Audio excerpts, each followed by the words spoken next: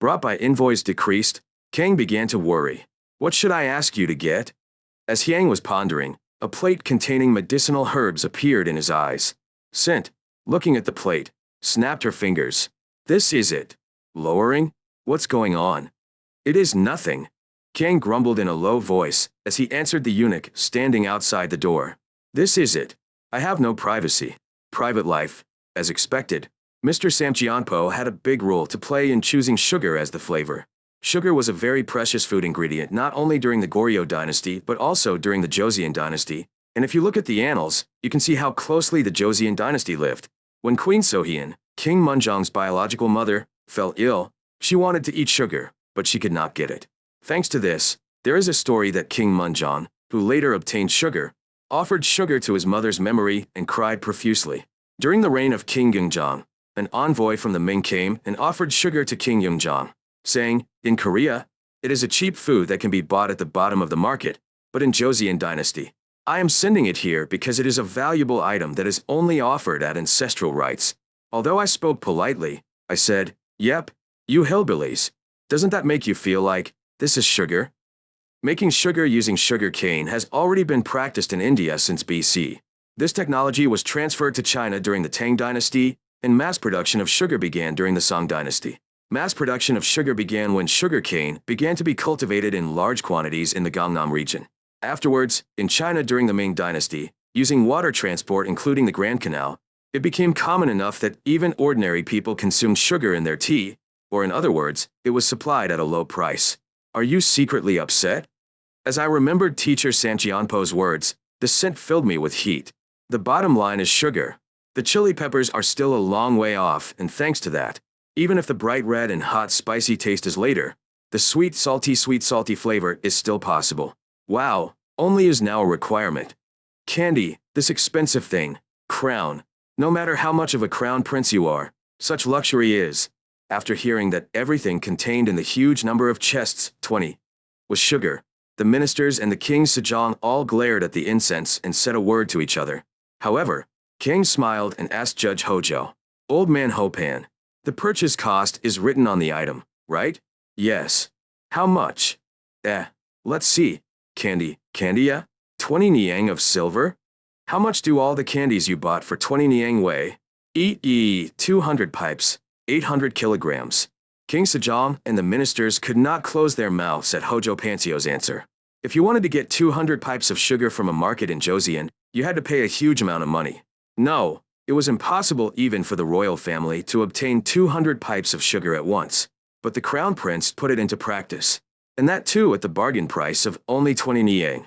Of course, 20 niang was not a small amount of money. However, considering it cost 200 pipes of sugar, it was a huge bargain. That's all sugar, and you only got it for 20 niang? Yes, Abima. 200 coffins, that's a huge amount. They are gold nuggets. Nugget of gold? Yes. Maybe it's a famous country, but in Joseon, it's an expensive item. No, that candy, along with salt, will be a big part of the items to be resold by the government. Those candies could greatly fill the treasury. Very definitely. The ears of King Sejong and the ministers perked up at Hyang's words. After seeing the reaction of King Sejong and the ministers, King first organized the situation. It would be a very long explanation to give right now. How about we start cleaning up here first? I see. In his haste to hear Hyang's explanation, King Sejong gave orders quickly. Scholars of Jifyeongjin, take these records and organize them immediately. Organize the locations, routes, climates, customs, habits, special products, etc. of the countries that have gone through purification in a clear and concise manner. And store those candy boxes carefully in the warehouse. I follow your orders. Okay then, Crown Prince. Let's go in. Yes, Abima. King Sejong headed toward Junjeongjin, holding Hyang's hand, and the ministers quickly followed behind him. When King Sejong and his ministers disappeared like the wind, only the scholars of Jifyeongjin and those who would carry the luggage remained. How many volumes are there in total? As the Jifyeongjin scholar muttered to himself, the Hojo official next to him searched through a book and answered. A total of 360 volumes. 300 e. Bachelor Jifyeongjin, who had a dejected expression on his face, gestured to the porters. Please move the chest that Siachik heard to Jifyeongjin. Yes, Nari. As the chest containing the books began to be moved, Hojo's official also gave orders to the porters. Move all these boxes to the warehouse. Yes, sir. After returning to Junjiamjin, Kiang began to explain to King Sejong and the ministers. Like the monopoly of salt, sugar and pepper must also be monopolized by the government. In the case of sugar, the need for reselling is even stronger because sugar is highly addictive. If left to the private sector, sugar is the one most likely to lead to monopoly or collusion. No, monopoly or collusion will definitely occur. This is because sugar is not produced in Korea. If monopoly or collusion occurs, all of this will fall on the people, and the people's complaints will be directed to the government and the king. However, if the government resells, it can fill the national treasury by receiving a reasonable price and stabilized prices. Judge Lee Jo, who was listening to the explanation of the scent, asked a question. If there is such a risk, wouldn't it be better not to import it? Anyway, I've been able to survive without candy until now. If it's sweet, don't we already have grain syrup and honey? In response to Judge Lee Jo's question, Kiang instead asked a question. Honey is hard to find, and grain syrup. I don't even have rice or barley for meals right now, so is that possible? Okay. In response to Hyang's rebuttal, Judge Lee Jo had to take a step back. In fact, 2 kilograms of white rice was needed to obtain 1 kilogram of grain syrup. Taffy contains more grains than grain syrup. It was at the marketplace that Hyang, who did not know this fact even in the 21st century, learned about this. Hyang came out to see the market with King Sejong's permission, saw the taffy seller, and started bargaining. However, when I heard the price of the taffy, the scent was amazing. Look, taffy is more expensive than you think. When I asked about the price due to the still young Hyang, who wore a hat and a hat, the taffy seller smiled and answered, Ada, I guess young Nari doesn't know much about water yet. Do you know how much barley or rice is needed to make this taffy? And the taffy seller explained to Hyang the process of making taffy. After hearing the taffy seller's explanation, Hyang nodded. Right, I understand. Then give me some of this gangbang. Gata. As the scent of paying the bill disappeared, the taffy seller tilted his head. This is your first time seeing little Nari, right? Are there any new people moving to Hanseong these days? King Sejong and the ministers shared opinions on the explanation of the scent. Obviously, if we bring in candy, it can replace grain syrup and taffy, so we can reduce the waste of rice and barley. The opposite is true. Candy is not a product that is produced in our country, so our country's wealth is leaving the country. However, although grain syrup and taffy are made from precious rice and barley, they come from our own land, and this can prevent wealth from going out. I disagree with that opinion.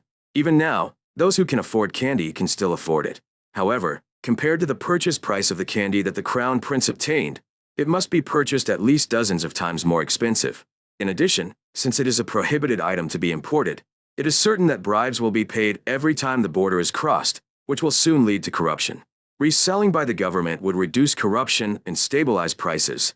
The ministers, divided into pros and cons, engaged in a heated war of words. Those who were against it argued, there are substitute goods, so why spend money on importing them? While those in favor argued, those who have it anyway are somehow getting it and eating it. It is more profitable to bring it in openly. As the two sides' arguments were tense, King asked a question. Has anyone ever tried candy? The minister's eyes wandered here and there at Hyang's question. Once before, once in the past when I passed the exam. I'm sorry, but I haven't done it yet. Hyang looked surprised at the answers of the ministers. Those guys who wake up from farting. Hyang, who was thinking so, looked back at Sejong and realized. Now that I think about it, I haven't eaten sugar since I entered the palace. Not only during the time when Chumnyong was a prince, but even after he entered the palace, he had never felt the unique sweetness of sugar. Hyang realized the truth and muttered without realizing it.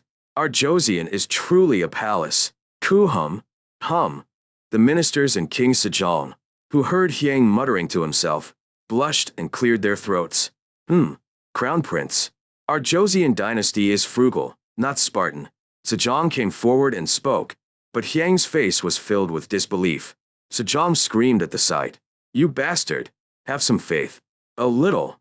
Your Majesty the Crown Prince, what Your Majesty the Lord said is absolutely correct. That's right, Crown Prince. As soon as King Sejong's words fell, the ministers responded with one voice in support, saying that King Sejong's words were right. Hyang responded to that appearance in a sour voice. I say so. You bastard. Soja. I believe Abimama's words.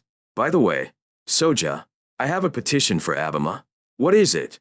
Now that sugar has arrived, how about distributing it to the ministers and those working in the palace as a reward? Give it out as a reward? The minister's eyes began to sparkle as they heard Hyang's words. Hyang explained the reason as he glanced back at the bright eyes of the ministers, officers, magistrates, and eunuchs, as bright as children's eyes looking at their father who came in after buying chicken. These are people who worked hard to take care of the government and the palace with all their heart. It would be nice to share at least a little bit in recognition of their hard work. Sejong, who thought about Hyang's words for a moment, nodded. You are right. Then how would you like me to share it? How about dividing it from 1 do, 1.8 L, to 1 hop, 0.18 L, according to rank? Sejong, who had been thinking about Hyang's words for a moment, nodded. It's appropriate. Please let Hojo Panseok do so. I am devastated. As soon as Hojo Panseok's speech was over, not only the ministers, but also the internal officers all shouted in one voice. I am devastated. That day, when work was finished, not only the ministers, but also the eunuchs, court ladies, and soldiers guarding the palace received sugar as a reward. Your Majesty, Sonmoon is devastated. I am devastated. Your Majesty, live 1,000 years. 8,000 years old. Everyone who accepted the sugar said thank you, and shouted for 1,000 years. Every time the eunuchs, court ladies, and soldiers of the Eastern Palace saw the incense, they bowed their heads and expressed their gratitude. Your Majesty, I am so grateful for the precious candy. I am so sorry. That's it, that's enough. Make your family happy with that. As Hyang said, the heads of households who received the sugar returned home with their shoulders full of strength. Take this. What comes? It's candy. Oh my goodness. What do I do with this precious thing? His Majesty the Lord congratulated me on a job well done. Oh my goodness. Is there such a sad thing? For some reason, I wanted to take a bath today. Wow. Hey, I'm a little tired today. While each house that received sugar was having a good time, Hyang was talking to Sejong. Although rare, these late-night conversations, which had become almost routine, had turned into the final barrier that the officers had to overcome. Isn't it a waste to give away that precious candy like that? It's not a waste. It was necessary for the resale of candy. Needful?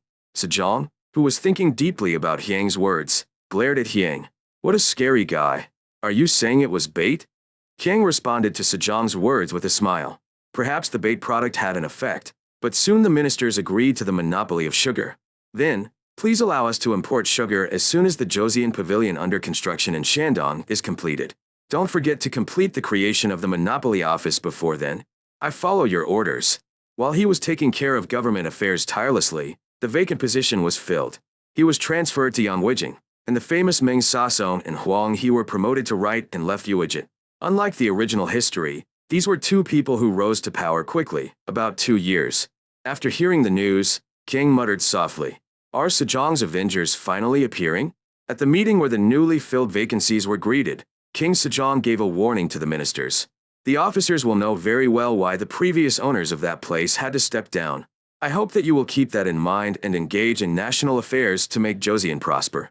I will keep each and every bone in mind. Meanwhile, King was immersed in new worries. I've been curious about this for a long time. Does our King Sejong have a small talent pool, or is talent rare in this era? After thinking over and over again, King came to a conclusion. No matter how you look at it, King Sejong's talent pool is too small. Just looking at the concubines, King's conclusion had a basis. And the basis for this was King Sejong's concubines. Representatively, Sinbin Kim clan. She was a female servant of Najasi and was a courtier of Queen Sohyun before being crowned queen. Haibin Yang, former nanny of Hyang, who was sickly as a child. She took care of the incense and put on her silver robe. Other concubines also received royal blessings and became concubines through a similar path. Kyang, who saw this path, twisted her head and muttered, This guy, is this because you were attracted to him after seeing him often? Or did you choose one according to your taste and then parachute him in? As a result of continued observation, Kyang came to a new conclusion. From the concubine to the greetings, this gentleman was a nobleman. In my opinion, if there was a King Sejong in the 21st century, he would have been a perfect person to become a reclusive loner or a professional geek. While his grandfather, Taejo Lee Song Jiwai, his father, Lee Bang-won, and his other brothers liked intense sports such as hardball and hunting. The sport that King Sejong liked the most was golf. Golf is quite a form of exercise, but it cannot be compared to playing sports or hunting. What King Sejong loved most was reading and contemplation, especially policy research for the future of Joseon. In addition, the personnel process in Joseon was quite tiring. You become my prime minister. Yes, sir. Thank you, sir. A situation like the above never happened. When a position becomes vacant for various reasons, such as old age, disease, or a purge like the one that occurred this time, the king ordered his subjects as follows. Recommend the right people for the right job. I follow your orders. In this way, once suitable candidates were selected, the officials became involved. The officials of the Sehyeonbu and Saegonwon thoroughly disclosed the evaluations of those around them, starting with the candidates' work records, and presented the results to the king. This writer shouldn't be like this, and that writer shouldn't be like that. Such a process was tiring not only for the candidates but also for the king. In the end, is this so annoying that our King Sejong rolled Hwang Ki until she was worn out? Kang tilted his head. In actual history, Hwang Hee was famous for her great fortune, but she was also famous for being the protagonist of various scandals. Naturally, the impeachment of her officials followed, but King Sejong did not let go of Hwang Hui until the end. In the end, Kang concluded as follows. The reason why King Sejong insisted on Hwang Hee was not only because of Hwang Hee's ability, but also because the personnel selection process that had to go through after dismissing Hwang Hee was cumbersome. After the county brought in large quantities of sugar were consumed in the palace. Beginning with King Sejong, sugar began to be added to the tea drunk and served by royals, and sugar began to be used as a sweetener in food. In particular, the salty food became sweet and salty as sugar was added, which stimulated Sejong's taste buds. In anticipation of this, Kang ordered that very little sugar be added to Sejong's sura, but Sejong enjoyed sugar in various ways. This gentleman, did you forget the word middle way? After seeing Sejong's love for sugar, Kang rolled up her arms again. Abama, I heard you're eating a lot of candy these days. I don't think you ate very much. It's just a little bit of eating in the car. What are the rice cakes and sugar packets next to the teacup? Woda. Kang took a deep breath and started pushing Sejong. As I said before, candy makes your mouth happy and prevents food from spoiling. And when you run out of energy, consuming the right amount has the effect of quickly replenishing your energy. However, if you eat too much, the side effects can be serious. First of all, it spoils your teeth, and it makes people thicken. Kuhum. Sejong cleared his throat at Hyang's words. It was because I was already gaining belly fat again these days. Either way, Hyang continued talking. And the biggest side effect is that it causes diabetes. Didn't a medical doctor diagnose Abamamama with signs of cow gall disease some time ago? Greatness. Huh. I get it. I will try to maintain my moderation. King Sejong waved the white flag, but the fragrance did not stop. Soja, I couldn't sleep after hearing that Abama had signs of cow's disease. So, I searched through medical books. When the disease gets worse, eye disease develops and blindness occurs. And when this happens, your father won't be able to read, which he enjoys. I'm talking about maintaining moderation. Sejong was annoyed, but Hyang continued talking. The bigger problem is that it becomes bloated. Blow? In response to Sejong's question, Hyang silently turned her gaze to Sejong's lower body. Sejong, who had been moving his gaze in the direction of the scent, quietly put the sugar cane to the side. Looking at that scene, Hyang came to a conclusion. Candy is so sweet that it's hard to quit. That's right. Medical books also pointed this out. But they said that the best answer to treating hyperthurstia was to reduce candy intake as much as possible and move the body. Move your body? Yes. First of all, in addition to jumping rope, you need to take long walks and increase your muscle strength. I need to increase my strength. It is written in the medical book, bones are like the pillars of a house, and muscles are like the walls of a house. Even if the pillar is strong, if the wall is thin, it cannot prevent cold and heat, and if the muscles are weak, it cannot prevent disease. Increase your strength. I get it. Don't do that. I am devastated. My boss will know well about the problem of muscle strength. I get it. In this way, the Sejong's Healthy Longevity Project was strengthened. The final goal of the fragrance was simple. If losing weight is too much, let's make a healthy pig. As the vacant positions were filled, the work of the government began to speed up little by little. As the nationwide vaccination against cowpox was almost completed, a war of words began to break out in the government over a new topic. The topic that became a hot topic was cow. As nationwide vaccination against cowpox progressed, a large number of cows infected with cowpox were demanded, and this was resolved by landowners across the country voluntarily offering their cows. In this way, The number of cows that receive compensation is 1,153 heads. We have to think about what to do with these cows. 1153 heads is a lot. After thinking for a moment, King Sejong gave an order to the merchant ship. Call the crown prince. Yes, your highness. After a while, the scent that had been called came into the main hall. Abama, did you call me? Once the scent that had raised the example settled down, King Sejong got to the point. This is the situation. Crown Prince, what would you do with these cows? After thinking about Sejong's question for a moment, King asked Judge Hojo, what is the ratio of males to females among those cows? Pansio Hojo answered the Crown Prince's question by searching through the books he had brought with him.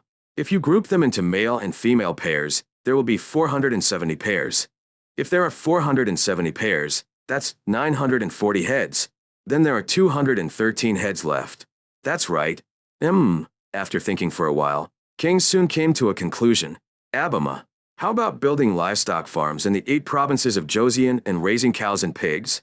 Raising cows and pigs? Yes.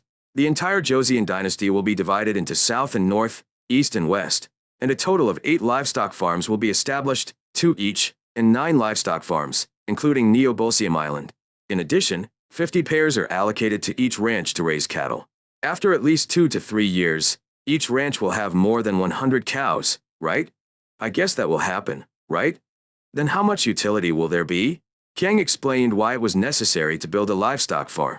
Vaccination has been implemented nationwide, but there are people who have not been able to receive the vaccine because they are too young or live in too remote places. For these people, cows infected with cowpox must be prepared every year. For this purpose, calves are born and raised on a ranch. Cows and pigs are raised in large quantities on ranches, and then supplied meat to the people. In particular, in the case of cows, slaughter has been banned on the grounds that they are essential animals for farming, but the situation is almost meaningless. King, who was explaining this part, added, the important thing about this is that many people are accustomed to breaking the beef ban. The ban on cows is also the law of the country. If breaking these laws becomes a daily routine, the people will start to look down on the laws of the country, and eventually, they will look down on and commit even bigger and more serious crimes. King Sejong and the ministers nodded at Hyang's words. Kang continued his words. By supplying large quantities of cattle and pigs, the wachiak, culture, can be reliably absorbed into the people of Joseon. The operation and management of livestock farms in each town are responsible for the slaughter industry, solving the problem of poor production. In this way, the government can obtain justification for handling wachiak. Will the wachiks respond? To the question of Wei Zhongmeng Sasong, Kang answered firmly. He who has brains will respond. Isn't there an example of Yusodal, which is the highest peak of the island? The ministers nodded at Hyang's words. King Sejong recognized Soetali's contribution while implementing cowpox vaccination nationwide and bestowed him with a castle. I give you the surname Wu. The reason I gave you this last name, Wu Year, is not because you are stupid. Like Wu Gong in the ancient story, Wu Gongyi Mountain, Yirgongyi San, he was given the name Wu in recognition of his upright adherence to secret techniques. I hope that you will continue to faithfully uphold your duties. When King Sejong personally called him to Jiangbakgung Palace and personally gave him his last name, and even explained the reason behind it, Soedori, unable to overcome his joy, began to cry. So Moon is devastated. Sigh. Your Majesty. 1,000 years. 1,000 years. 8,000 years. When Soedori's emotions subsided after a bout of tears, Sejong asked a question. Was Wu Xianbong from Wachiak? So it is. I heard that Wachiak's custom is to wander around, but how did he settle down? I heard my grandfather did that. I left my hometown and came to a foreign country, so it was natural to follow the laws of the foreign country. So, while looking for a place to make a living, I ended up raising livestock. Your grandfather was truly wise. Sejong muttered while licking his lips. It would be great if all other married couples were like your grandfather. Wachiak was such a problem for Joseon that King Sejong was disappointed. Even though it had been quite a long time since they were introduced to Joseon, they were unable to abandon the customs of their nomadic days and became separated from Joseon society. As a result, they moved around in groups and committed begging, robbery, arson, and murder. Citing the example of Yusodal, the policy put forward by the county was quite extreme. They are entrusted with the management of livestock and slaughter, as well as organizing family registers, collecting taxes, and imposing military service. If we do this, they too will definitely settle down as citizens of Joseon. However, if they refuse despite this policy, they must be subjugated and exterminated until the end.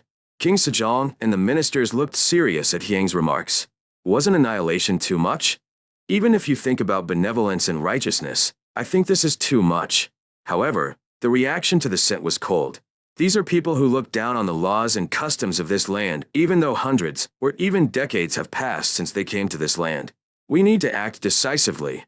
The background to Hyang's claim was the reality in Joseon that appeals related to crimes committed by Wachiak were constantly being filed, as well as the refugee problem experienced in the 21st century. While King Sejong and the ministers were contemplating Hyang's remarks, the magistrate of Hyangjo opened his mouth.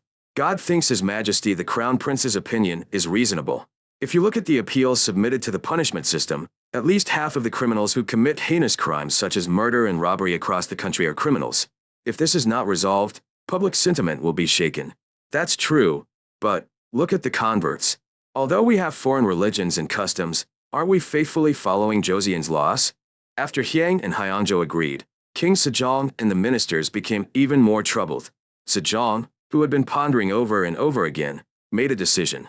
To be honest, dealing with the Wachik required a decision. Let's take this opportunity to sort things out. I follow your orders. In this way, a hardline policy against Wachiak was decided. Once the issue regarding the Wachiks was decided, the village spoke of the final reason why a cattle farm was needed. The last reason we need a ranch is for national defense reasons. Defense? When the word defense suddenly appeared, the ears of King Sejong and his ministers perked up. Yes, for national defense reasons. First of all, it is the amount of dry food for the soldiers to eat. As I looked through the medical books I had obtained, I came across this verse. Grains give you strength quickly, but you quickly lose your stomach. It is like a straw that catches fire easily, burns quickly and strongly, but quickly dies out. Meat is like firewood. It takes time to catch fire, but it has the same effect as burning for a long time. After taking a deep breath, Hyang looked at King Sejong and the ministers and continued speaking. Comparing the Ming dynasty and Joseon, it is clear that the people of Joseon eat gluttons. When our Joseon military moves, the grain that the soldiers eat takes up the most space. This is due to the low intake of meat and the strength to move through grains. Therefore, we have to make beef or pork jerky or salted preserved food and supply it to the military. Hearing Hyang's words, King Sejong and the ministers snorted and stroked their beards. There were no words, but everyone's expressions were, huh? Is that plausible? Seeing those expressions, Hyang dealt the final blow. And the most important thing is that we can collect waste from cows and pigs to make haystack. Looking at the current situation in our Joseon dynasty, even if we collect feces, urine, and soil from stoves from private houses to make chojan, the amount is small. This is because these are fertilized by farmers in their rice paddies and fields. For this reason, there were always conflicts and fights between the farmers and the government. However, if you run a livestock farm and collect and use the manure from cows and pigs, you can make the chojan large without causing hardship to the people. I see. A bright vision is coming. King Sejong and the ministers, especially the Minister of Defense, were greatly pleased by Hyang's words. However, Judge Hojo, who had been thinking about it for a while, raised a counter-argument. The Crown Prince's plan is a bright idea, but there is a problem. It's a feed issue. It doesn't really matter because cows only eat grass, but pigs are a problem. Pigs eat a lot, but produce little meat, and in the summer, it spoils quickly and is of little use. Not to mention the taste. Hyang nodded calmly at Judge Hojo's words. I admit it, but yes, Prime Minister Hojo went there as an envoy to a famous country, right? That's right. What about the pigs of Ming Dynasty? Have you seen it? I looked at it a few times while looking for a book to give to the Crown Prince. If I were to exaggerate a bit, it was the size of a house. Then why don't we get a pig from the Ming Kingdom? But since you're so big, wouldn't you like to eat more? The discussion between Hyang and Hojo Pansio became more and more in-depth, and King Sejong and the ministers listened to the conversation with interest. The problem is, wouldn't it be possible to grow soybeans by creating a soybean field next to the ranch? Beans grow well as long as you give them enough water. Pastoral farms also require a lot of water. However, if that happens, additional land will be needed in addition to the land used for ranching. At those words, Hyang came up with an alternative. In that case, you can consult with a nearby landowner and rent the land. Will the landowner easily respond? The farmland is not even suitable for planting rice and barley. You can rent land where your intellectual power has been exhausted. They say that if you plant soybeans in the field, your intelligence will be restored. In response to Hyang's words, Pansio Hojo diligently calculated the results. After finishing counting, Judge Hojo nodded his head. I think it's quite possible. Once the Hojo judge made a positive conclusion, the situation proceeded smoothly. Then, let's try operating the cattle ranch, Dujian, in Chojin. As King Sejong was about to come to a conclusion, left Speaker Huang He intervened. Your Majesty, I believe that the construction of a nationwide cattle farm is still premature. Why? Sejong and Hyang's expressions became sharp, but Huang He continued to speak steadfastly. The will of the Crown Prince is truly beautiful, but the environment is still inadequate. To build a livestock farm, you need ample land and water, but looking at the situation in the 8 provinces of Joseon, there are already rice paddies and fields on such land. However, if a cattle ranch is built, this kind of farmland must be taken away, so there will inevitably be opposition from the people. That makes sense. Sejong nodded at Huang He's point.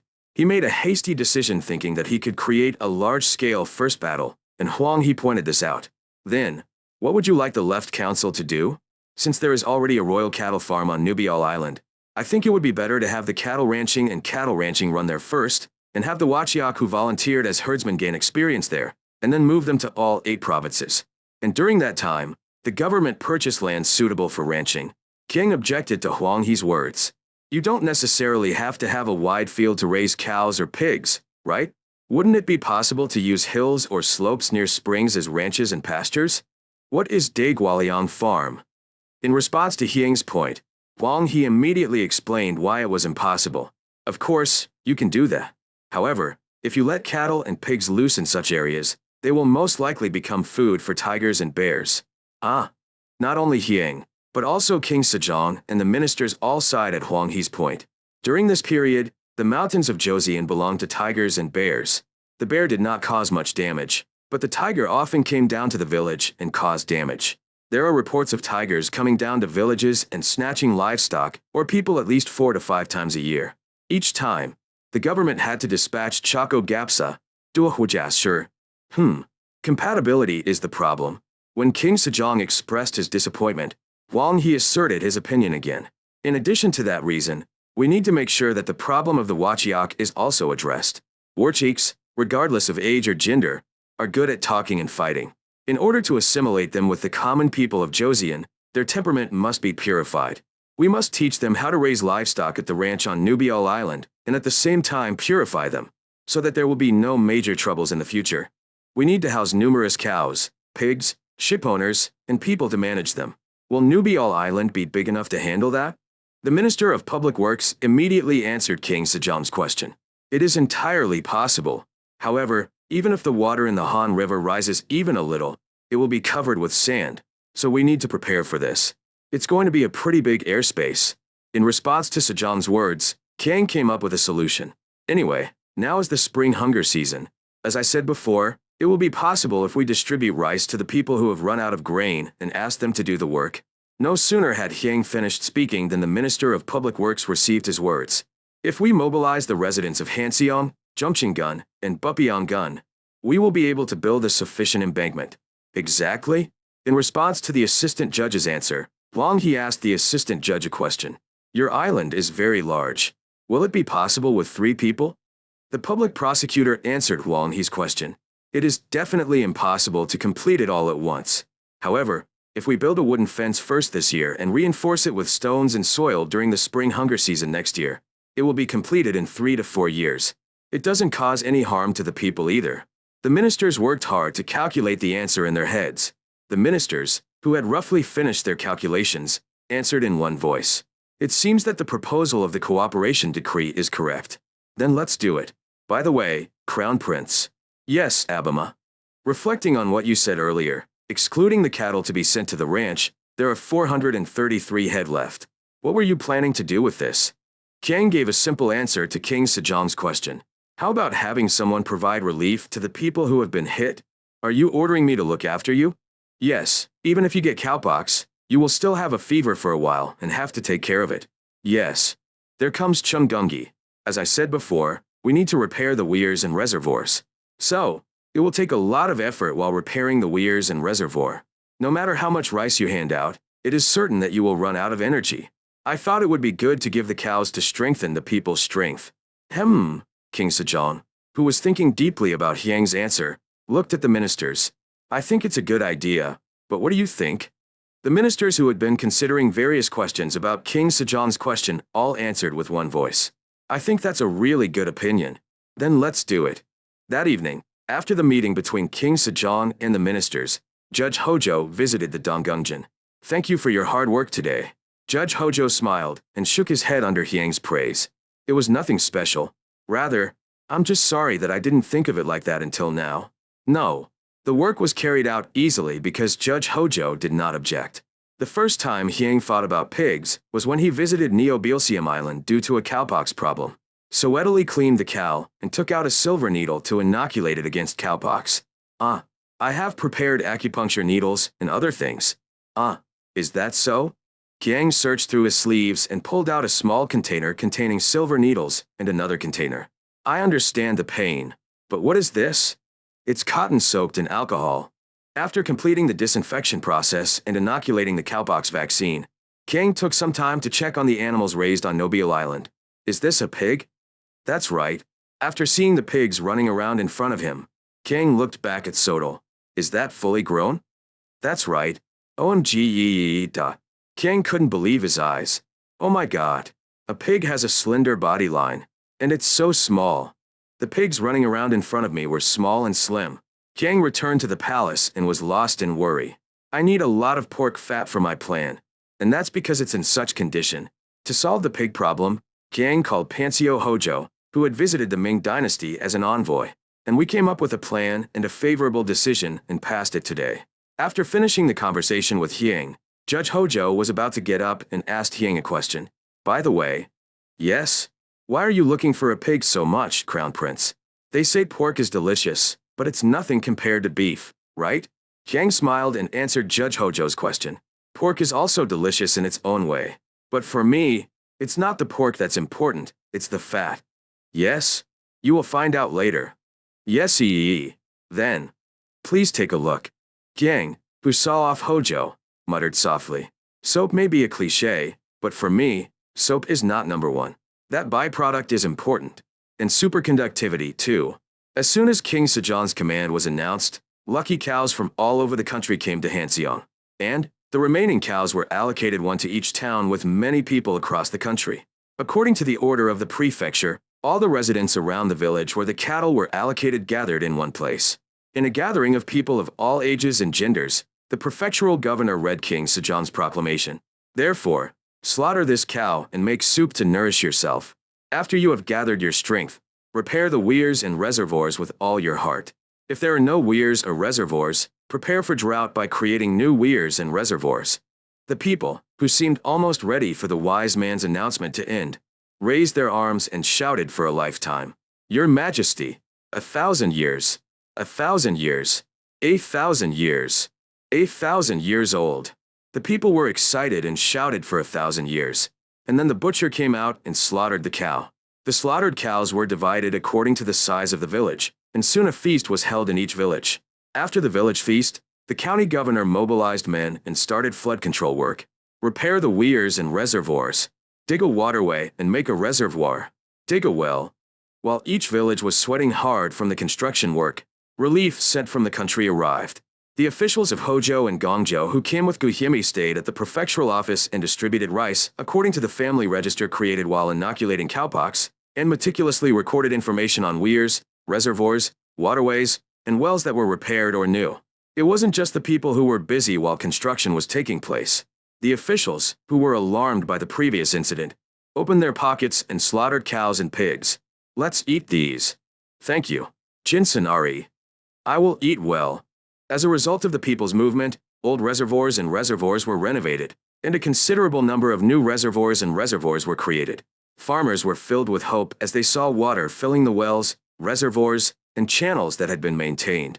Farming will be good this year. May 6th. King Sejong gave an order to the Minister of Public Works. Make a more precise water clock. I follow your orders. The magistrate who received the order summoned Jang Yong-sil, who was in the separate seat of the upper council. His Majesty the Lord said to make a water clock. So, let's gather people who are good at work and make a water clock. I follow your orders. Jang Yong-sil bowed and answered. Meanwhile, Kiang clenched his fists after hearing the news. Come. It really came. Excited, Kiang began to diligently look through the scrolls piled up in one corner of the study. After searching for a while, Kiang found what she was looking for and called the Naquan. Shell. Yes, sir. I have to go to the doctor's office. Guide me. Yes, Your Highness. Arriving at the hospital, Kiang immediately went to see Jang Yong-sil. Who is Jang Yong-sil's Bioljua? An official quickly approached and answered Kiang's question. Jang Bioljua is currently in Gyeongru. I will call you right away. No, you shouldn't call busy people careless. Did you say Gyeongru? Yes, sir. I understand. Well then, good luck. The scent went straight to Gyeongru. Is it him? Where Hyang's gaze was directed, a man who appeared to have just entered the 40th row was observing the water clock. There was a piece of paper spread out next to the man, with sketches of various driving parts drawn on it. Are you the chief Bioljua? The man turned his head when he heard Hyang's voice coming from behind him, and when he saw Hyang's appearance, he quickly got up and bowed. A lowly thing meets a crown prince. If you say that a 5th-ranked Janjua Bioljua is lowly, people will all criticize you. I am devastated. Hyang quietly moved next to Jang Yong-sil and spoke while looking at the water clock.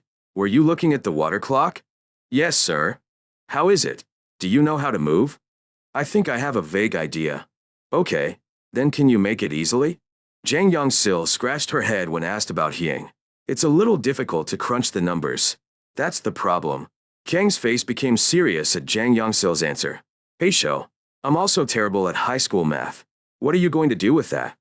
When Hyang was struggling to find a solution to a difficult problem that appeared out of nowhere, Jang Yong-sil came up with an answer.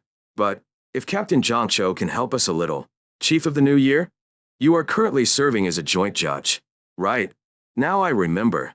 Hyang, who found the answer to the problem, handed out a bundle of scrolls to Jang Yong-sil. What came? It's the watch I was thinking of. A watch. This water clock is big, so it's a clock that measures time in a different way.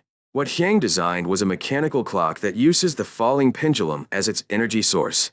Jang Yong-sil's expression became increasingly serious as she looked at the blueprint presented to her. Although he was a crown prince famous for his eccentricities, Jang Yong-sil did not have high expectations. Watches are not easy things, but how absurd. However, the moment Jang Yong-sil saw the first page of the blueprint, he had to throw away that prejudice. Jang Yong-sil, who had been looking at the blueprints several times, looked back. Did Your Highness Jonghyun design it? To be honest, 30% of it was made with COE's knowledge. To be exact, it is 100% 21st century knowledge. Because mechanical clocks using pendulums were of low difficulty, various blueprints could be obtained through the internet in the 21st century. There were even blueprints going around for making it out of wood or steel, or even plastic or construction paper. In such a situation, there was no way the scent that was a miscellaneous thing could just be ignored. Hyang continued his explanation to Jang Yong-sil, who had her head stuck in the blueprint. As you can see, we divided it into 12 o'clock, divided it in half in the middle to indicate the seconds, and then divided it in half again. So, the minimum unit is 2 angles. I understand. But there's a problem. It is very difficult to connect with an object that tells the time with sound. I'd like you to try this. But now, there is an order given by His Majesty the Lord. Isn't it the same watch anyway? Before you make that big thing, think of it as a quick warm-up and give it a try. And, I will speak well to Abima, so don't worry. At Hyang's words, Jang Yong-sil began to think hard. As she looked at Jang Yong-sil's serious face, she prayed and prayed in her heart. Please ask. Jang Yong-sil, who was worried about whether she knew Hyang's feelings or not, opened her mouth.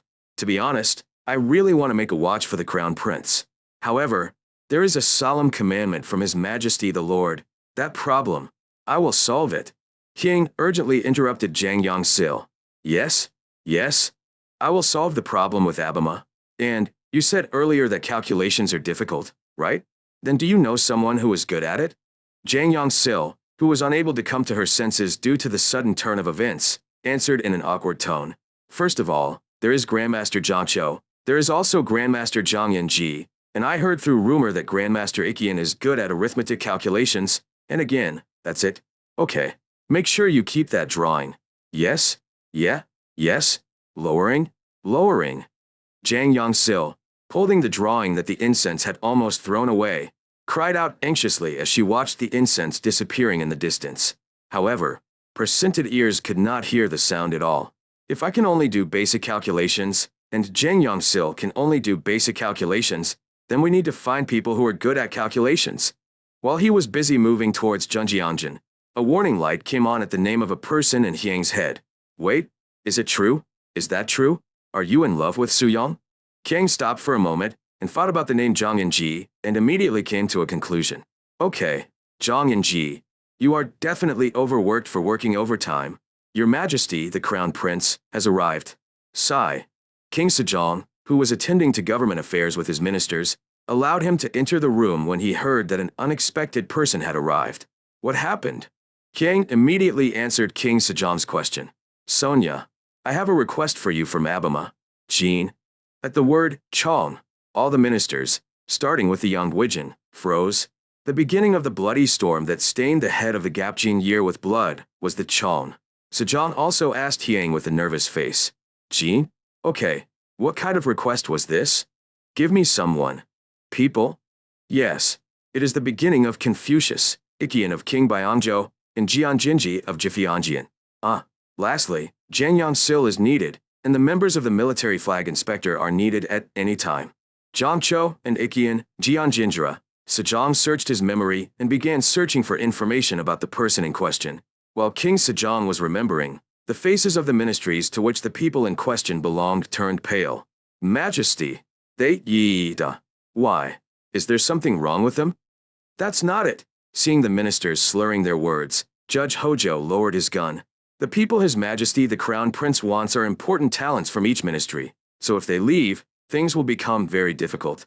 Looking at the Crown Prince's personality, it would seem that he asked because he had something important to do, but the state affairs were also important. Simply put, what do we do if we take away people who are good at their jobs? I can't give it to you. Is it? Why does the Crown Prince want them? I thought about several things for the rise of Joseon. However, although the principle has been implemented, precise calculations are needed to make it a reality, and for this, people who are good at arithmetic are needed. It's a piece of equipment. As Sejong showed his interest, the scent quickly hit MSG. The first thing I want to make is a watch? A clock? Yes. The water clock that Abima has just ordered is so large that it requires a separate hull. That's right. 1. The clock that Soja wants to make now can be made small enough to be as big as a man, and the large one can be made so big that it can be installed on a pavilion. It's about the size of Jeonnam? Yes. If completed properly, you can set up not only palaces, but also 6 dynasty government offices and local government offices. If so, wouldn't it be great because all the people of Joseon would be able to check the time with ease? They are placed in every palace and government office. All over the country, Sejong, who had been mulling this over and over due to Hyang's words, came to a conclusion. Good night. I will give you whoever you want. However, this is only temporary. Come on, if you make a proper watch, I'll take off the word temporary. This is because the people you want are the talents that the government also needs. I am devastated. King answered in a loud voice and bowed deeply. In this way, the dream team that made Joseon fly gradually took shape. Those selected according to King Sejong's command gathered at the East Palace. Oh, Jang Byoljwa, how are you? Captain, it's been a while. Zhang Cho and Jang Yong-sil asked each other how they were doing with happy faces. After Jang Yong-sil was specially selected by King Sejong, the first person she established a relationship with was Zhang Cho. After briefly exchanging greetings, Zhang Cho asked Jang Yong-sil a question. Your Majesty the Crown Prince said you make watches. Is that true? Yes. Is it true that you said you can freely decide on the size? Yes. In response to Jang Yong-sil's response, others who had been summoned to the East Palace also gathered nearby. As people gathered, Jang Yong-sil brought a bundle of drawings that had been gathered to one side and unfolded them. Here is a drawing of a clock drawn by the Crown Prince. The method is to use the falling weight instead of water. People looked at the drawings while listening to Jang Yong-sil's explanation. While tracing the parts with his fingers and examining the path of movement, Zhang Cho opened his mouth. It seems like you decided on a day, according to the law of fixed hours? That's right. People were troubled by Jang Yong-sil's answer.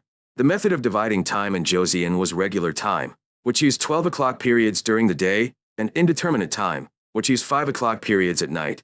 However, the irregular time law had the problem that the length of time fluctuated depending on the season. Your Majesty the Crown Prince said that he wants his people to use it as well. Wouldn't this be a problem? As Zhang Yinji was pointing out the problem, King's voice was heard from behind. Since the length of time changes according to the length of the night, won't there be problems during the day as well? In that case, I think it would be better to make people familiar with the regular timing method, even for the future. See you, Crown Prince. Those who discovered the incense all bowed in agreement. King lightly returned the gesture and made a gesture. Please take a seat. At Hyang's command, people sat down around the conference desk. King, who was sitting at the head of the table, placed the wad of paper he was carrying at his side on the table and continued his speech. His Majesty the Prime Minister said it was temporary, but I think that label will be removed easily. Have you seen those drawings? I saw it. Lowering. What do you think? There are problems with using only the regular method, but I think it will work reliably. God feels the same way. Everyone who gathered at Hyang's question was confident of success. Hyang nodded lightly and opened his mouth. I think so too. The problem is to connect it to create a device that tells the time through sound. I would like you to do the calculations and design for that part. After thinking for a moment, the people answered in unison. I obey the orders of His Majesty the Crown Prince. Although there was some hesitation, people accepted right away. It was because they were also interested. After hearing the answer, Hyang held out a stack of papers to them. First of all, I would like to see your arithmetic skills. Try solving these problems. He presented them with problems he had found in mathematics books from the Eastern Roman Empire. Those who received the test papers immediately took out a gold pen and ink pen from their sleeves and started calculating. Stop. After about half an hour, the village declared the end. After collecting the test papers, Hyang checked the answers by looking at the pre-made answer sheet. After looking at the answer sheet and grading it, King looked back at the people. First, let's start with the creation of the watch. Now that the officers are under my command, there are no concurrent positions. So, do your best to complete the prototype of the watch first. I follow your orders. How long will it take? People put their heads together and nodded at the question about the scent. After a brief discussion, Zhang Cho, as the representative, answered. The design of the most important time measurement part has already been completed, so we only need to design the sound notification part. So, I think we can make a prototype in about a month. Then, I will report to Abima that it will take a month. You must do your best because not only your own reputation is at stake, but also the honor of your servants. I will do my best. King, who had assigned a space for his dream team to work, returned to his study and muttered. This is a bit dangerous. What made the scent breathtaking was the math skills of the dream team members. The problems that had been selected in advance for such times were selected from mathematics books from the Eastern Roman Empire. The problems were at the middle school and high school level, excluding calculus. When Hyang solved the questions, they were worth about 80 points, but the highest score among them was 70 points, and the average was around 50 to 60 points.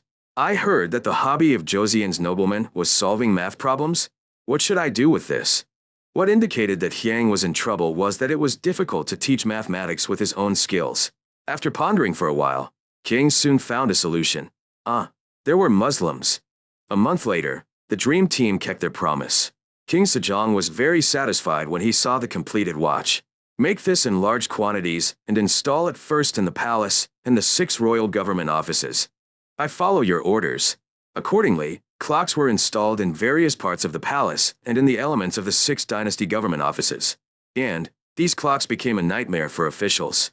With the weight of power clearly tilting towards King Sejong, the contest was drastically reduced to a half-hour event at the 4th hour, 9 to 11 o'clock, and a half-hour event at the new hour, 15 to 1700 hours. This was because it was felt unnecessary as the need to discourage ministers through contests disappeared. When it was time for the contest, the officials and ministers quickly moved to the contest hall. If he was even a little late, King Sejong, who had come and waited in advance, silently glanced at the minister in question and then glanced at his watch. Although not a single word was said, the minister who was late every time had to break out in a cold sweat. If the ministers broke out in a cold sweat, the gates of hell opened for the officials of the 6 dynasties. How long will this report be available? It is possible until 1600 hours sharp. Okay. And when the appointed time came, The superiors scolded their subordinates. Look, it's already new city administration. Is it still far away? I'm sorry. Just a little more time. Dag, do it quickly. As these incidents became more frequent, my subordinates resorted to scheming. But this also became a target of greed. How long will this report be available? Until Yuzijing, 6 o'clock sharp.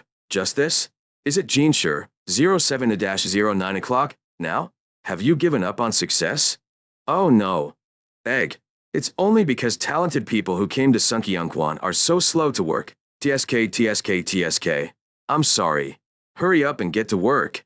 In the end, it became a daily routine for officials who were under a lot of stress to run to a jabang or a nearby tavern and drink alcohol as soon as they left the office. King Sejong kept his promise. Okay, those you want are yours from now on. What are you going to do now? Please create an independent government office. Independent government office? Kiang gave a detailed explanation to King Sejong. After hearing the explanation, Sejong was troubled. Sejong, who had been thinking for a while, opened his mouth. It's hard to make a decision right away. I will give you an answer in 5 days. Yes, Abima. 5 days later, King Sejong made a decision. Permission granted. I am devastated. Kiang bowed loudly, unable to hide his joy. In this way, the Joseon Science and Technology Development Research Institute, the largest research institute in Joseon, was created.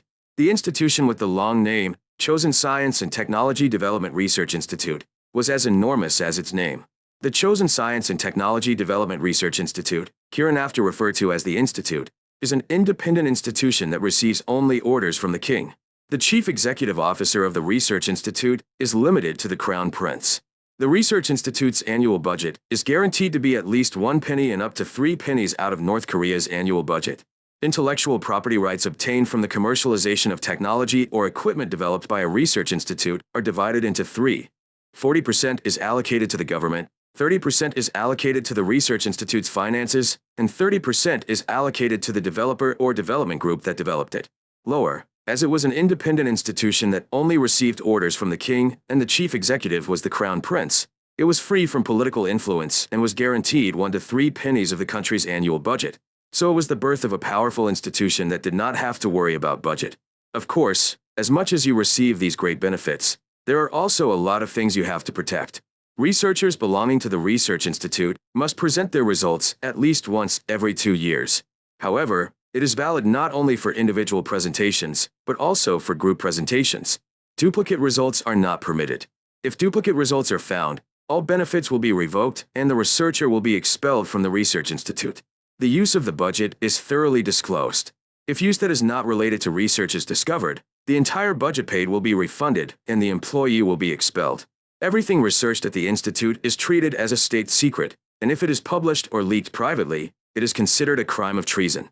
Although there were formidable compliance requirements, over time, it was the birth of an independent institution that, along with Jiffyonjian, became the best academic institution in Joseon.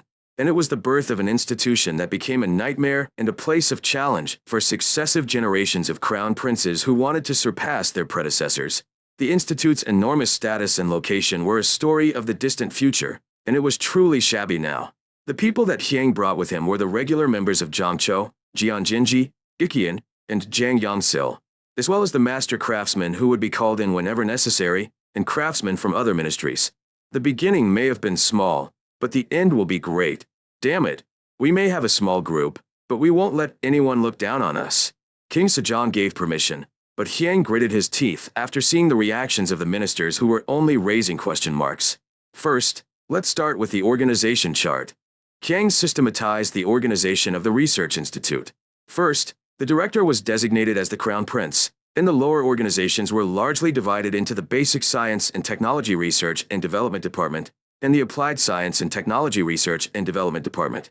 The Vice Director of the Research Institute was appointed as the head of the Basic Science Department and received the rank 2nd rank, and the Director of the Applied Science Department was made to serve as the Director of the General Operation Department of the Institute and received the rank 2nd rank. In addition, the heads of each research group that would directly carry out the research were given at least the rank of Zhang 3, completely cutting off any political pushback.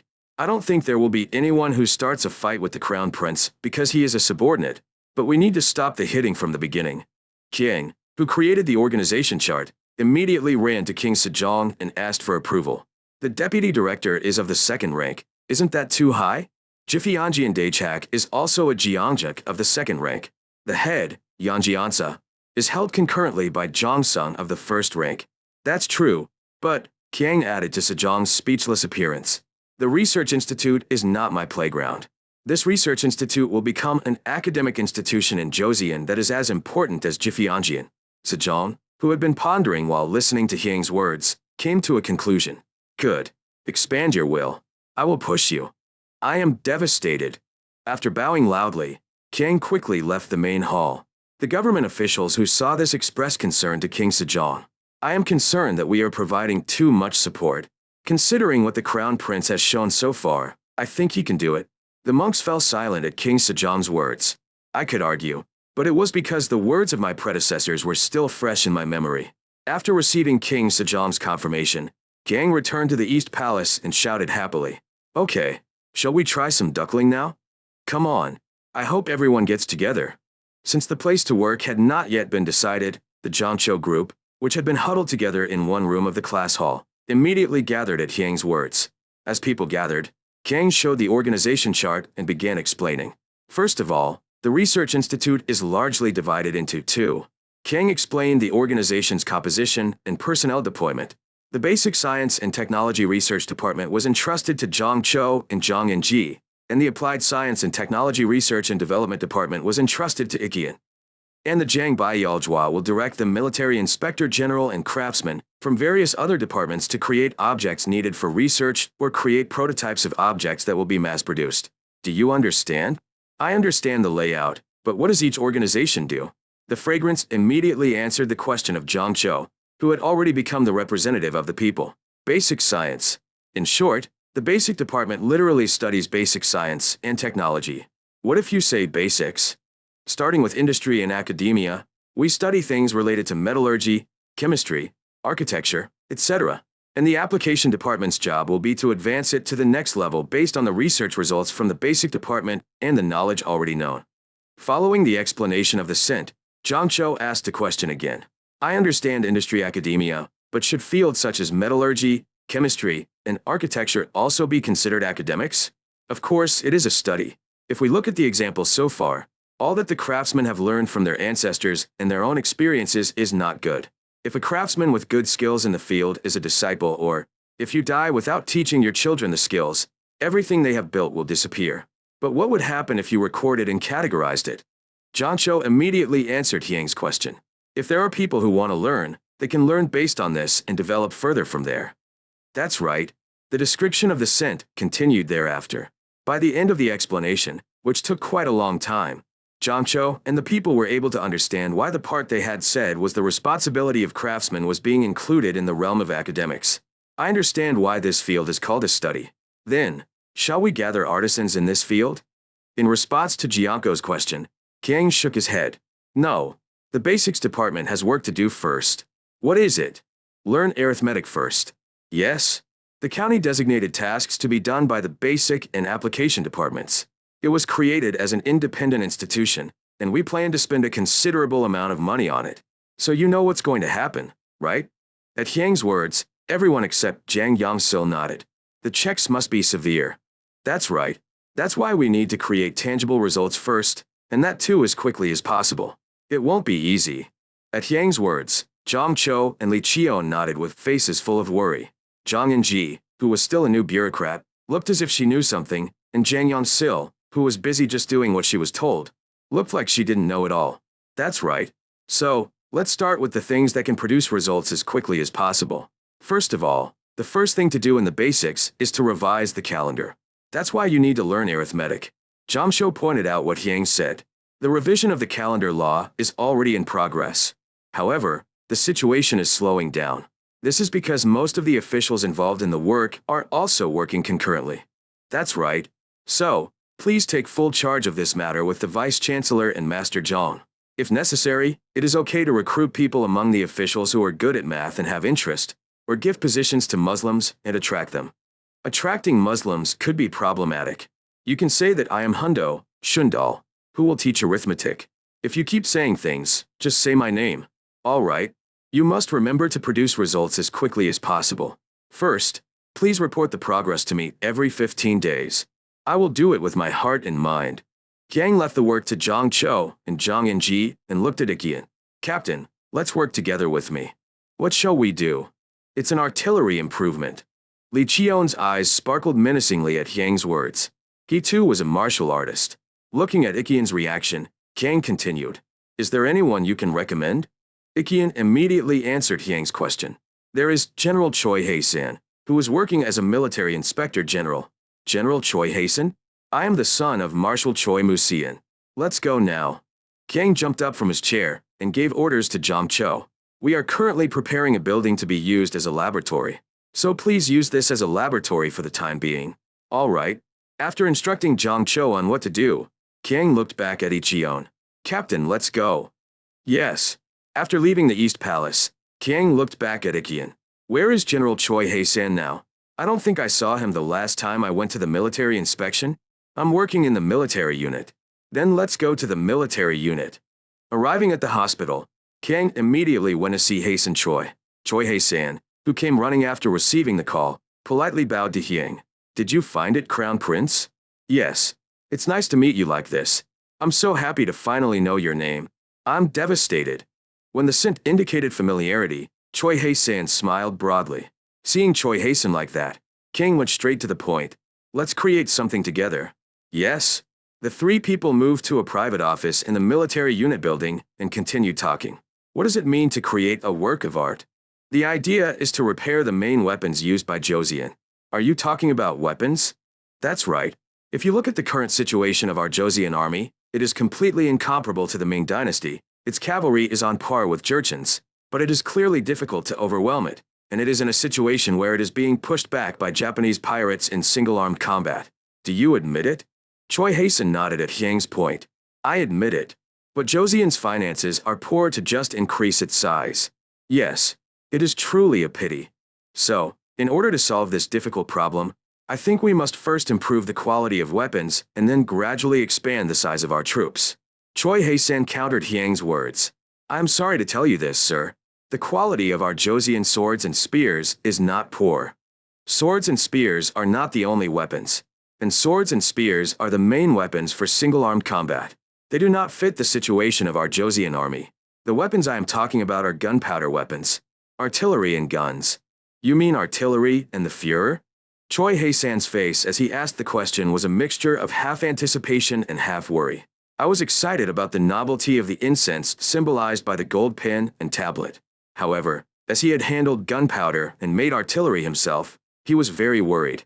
Canvas is not something that just anyone can touch. Hiding his worries, Choi Hae-san continued to ask questions. You mentioned artillery and the Führer. How do you plan to improve the quality? Right now, there is only a plan. But first we have to start by increasing the lethality. Next, we will also improve the materials and production methods for making artillery and gun barrels. As Choi Hae-san appeared to be struggling, Kang continued speaking. First of all, I want to see the actual power of the artillery and the guns and how to use them. Would you be able to demonstrate it? This matter requires the approval of His Majesty the Prime Minister. I'll tell my mom. King Sejong asked a question when Hyang said that he wanted to see a demonstration by artillery pieces and the presidents. Is it absolutely necessary? If it's just for your entertainment, I won't allow it. This is not entertainment. In order to strengthen national defense, improving artillery is essential, but Soja has never seen artillery properly yet. Sejong, who had been pondering Hyang's firm answer, came to a conclusion. The military unit should prepare the artillery proposed by the township and the demonstration of the commander-in-chief. I follow your orders. And Gwaine will also attend the demonstration. Artillery is a very important thing to our Joseon army, but Gwaine has not properly examined it since he ascended to the throne.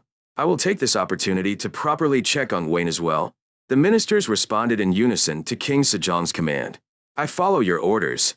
It took 10 days for the military unit to prepare artillery and a demonstration for the commanders-in-chief. The reason it took 10 days was because the initially planned small-scale demonstration of artillery and the Führer was transformed into a formal firepower demonstration involving cavalry and infantry. Since Gwaine ascended to the throne, we have not seen the Joseon army properly since the conquest of Tsushima Island. In addition to the artillery demonstration, we will also see a demonstration by cavalry and infantry. I follow your orders. According to King Sejong's order, Gapsa and soldiers were selected from the 10th Company, which was increased from 10 to 12 immediately after his accession to the throne, and then reduced to 10 again. And artillerymen and commander-in-chief were selected. While preparing the soldiers, a location for the demonstration was also decided. The riverside in front of Yongsan would be best, right? That place would be best. According to the decision of the subjects, a place for the demonstration was prepared in Yongsan. The hard ground along the riverside was designated as a location for demonstrations by infantry and cavalry, and the sandy beach along the riverside was designated as a location for demonstrations by artillery pieces and commanders. It wasn't all over once the location was decided. The work continued all night long, making scarecrows that would serve as targets for the soldiers, and painting wooden boards that would be used as targets for arrows, artillery pieces, and the Führer. And 10 days later, the long-awaited demonstration was held. It was a time when farming was at its peak, but at the sound of the king's arrival, farmers and noblemen flocked to the roads leading from Nambimun to Nambimun and from Nambimun to Yongsan. Chue, back off. Let's go to Sangamama. As the grand music of the chwatati and the sounds of the eunuchs' drums were heard, the people gathered on the street knelt on the ground. It is the honor of a lifetime to see Sangamama's dragon eyes. Your Majesty the Lord, live forever. 8,000 years old.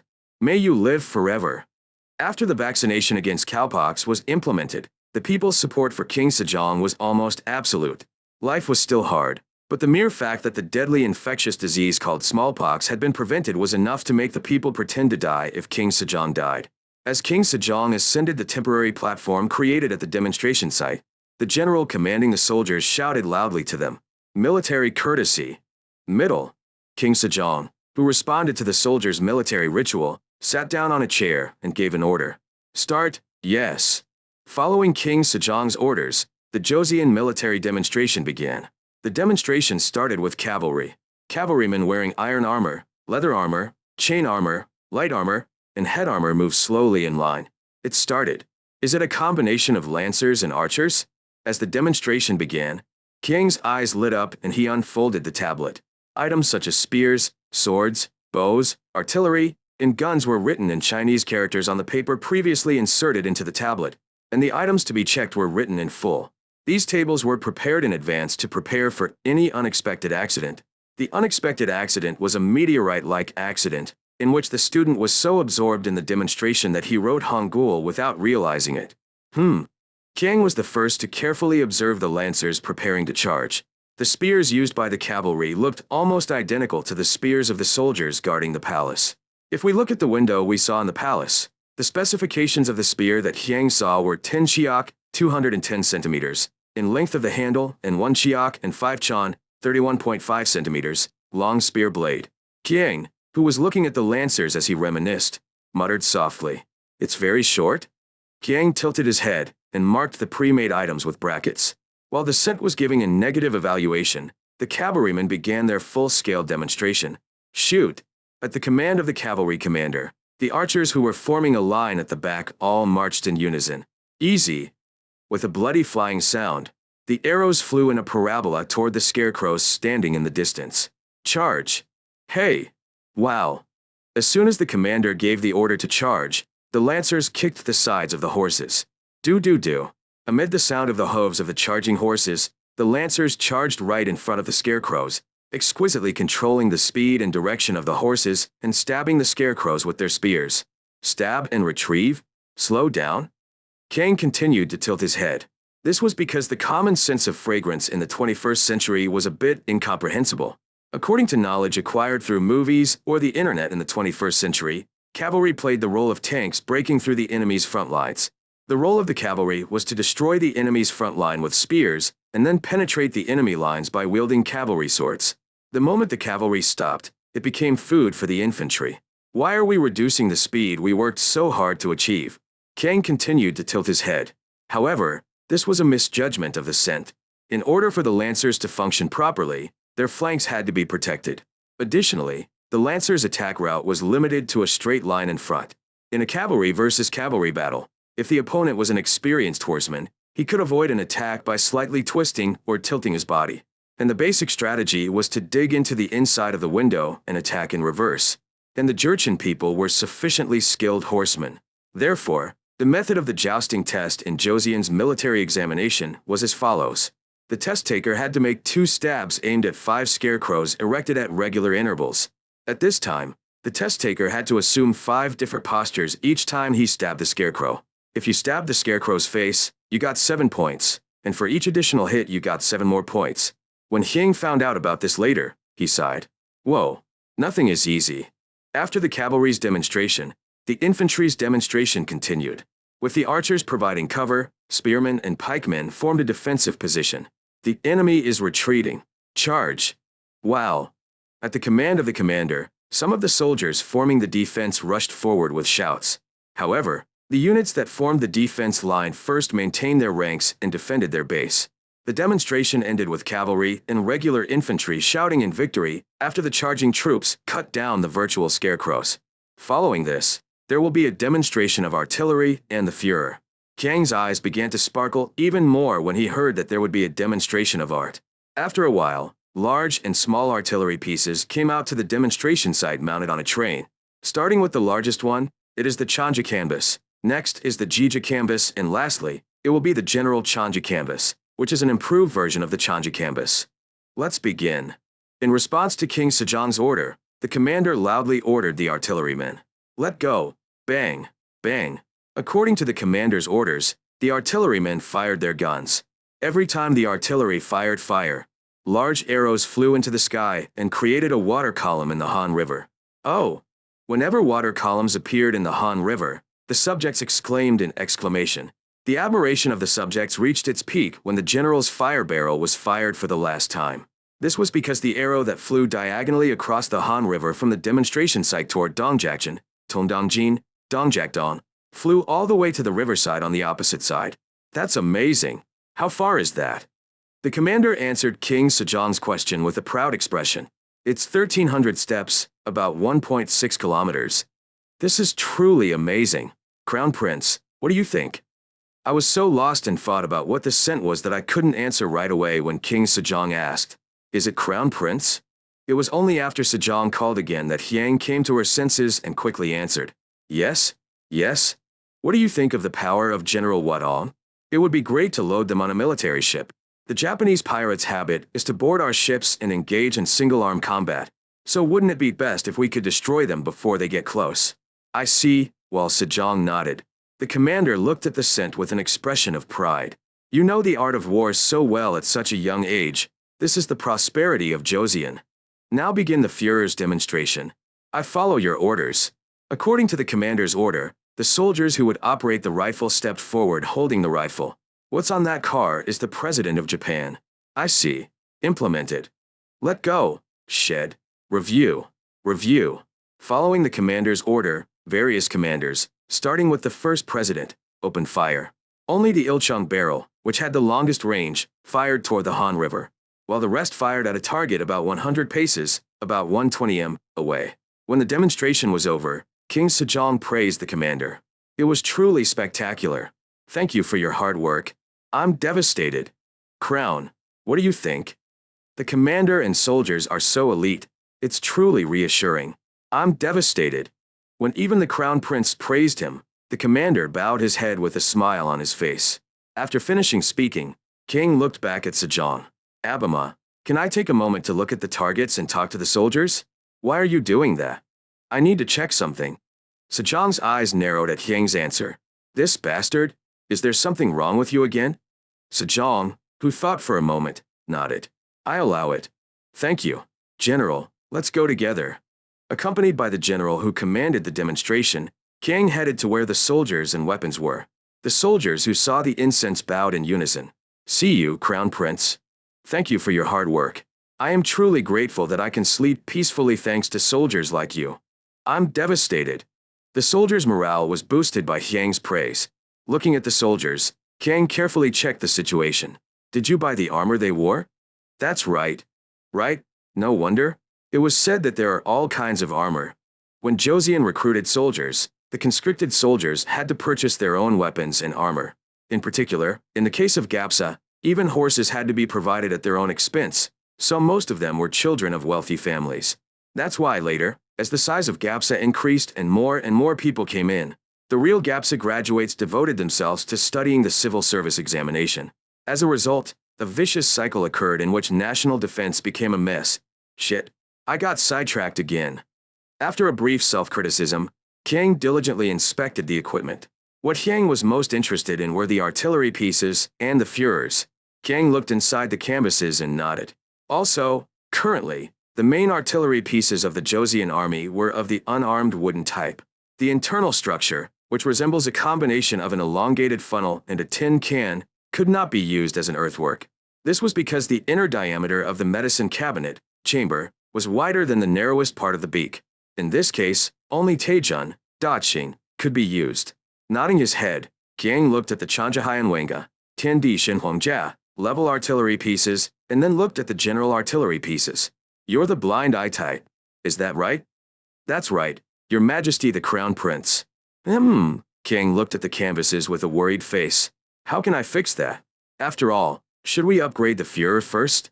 Kiang, who was contemplating on what to do, looked back at the general.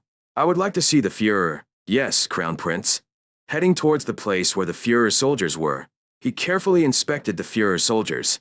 After examining the inside of the barrel, the arrows and pills being used, Kiang headed towards where the target was. I knew it, arriving at the target, Kiang nodded. The number of arrows that hit the target was significantly less than the number fired.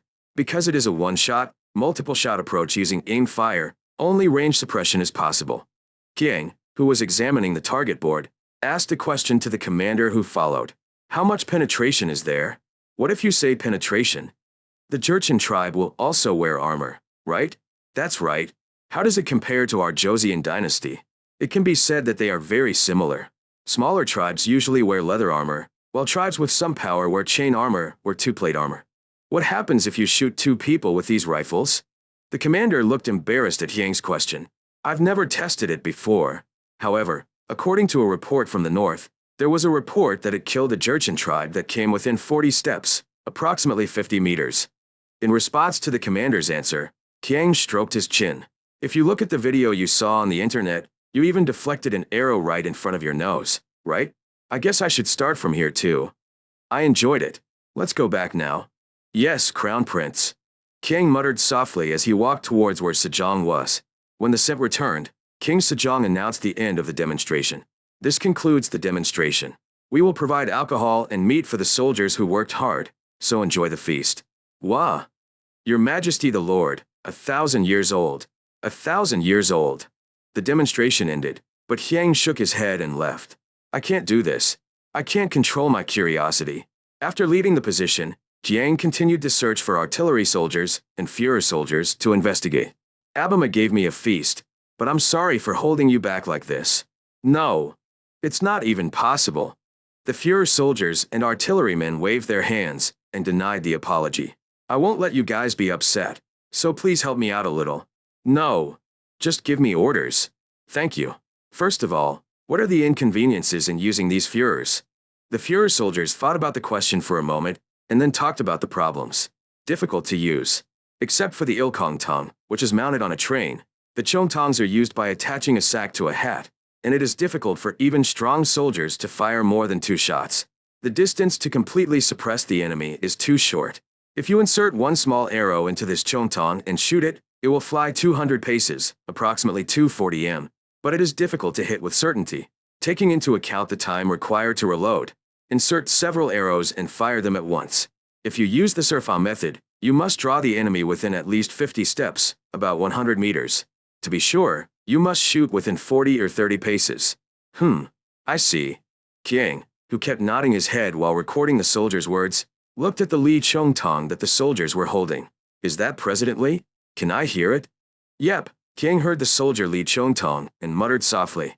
Is this a question of the center of gravity? Approximately how much does President Li weigh? Payson Choi, who was next to Kiang, immediately answered Kiang's question. It is 3 gun and 8 riang, approximately 2.2 kilograms, and the length is 1 chiok and 4 chan and 4 minutes, approximately 44.6 centimeters. How long is the sack? It hasn't been decided exactly, but it should be at least 4 ships, approximately 1.2 m.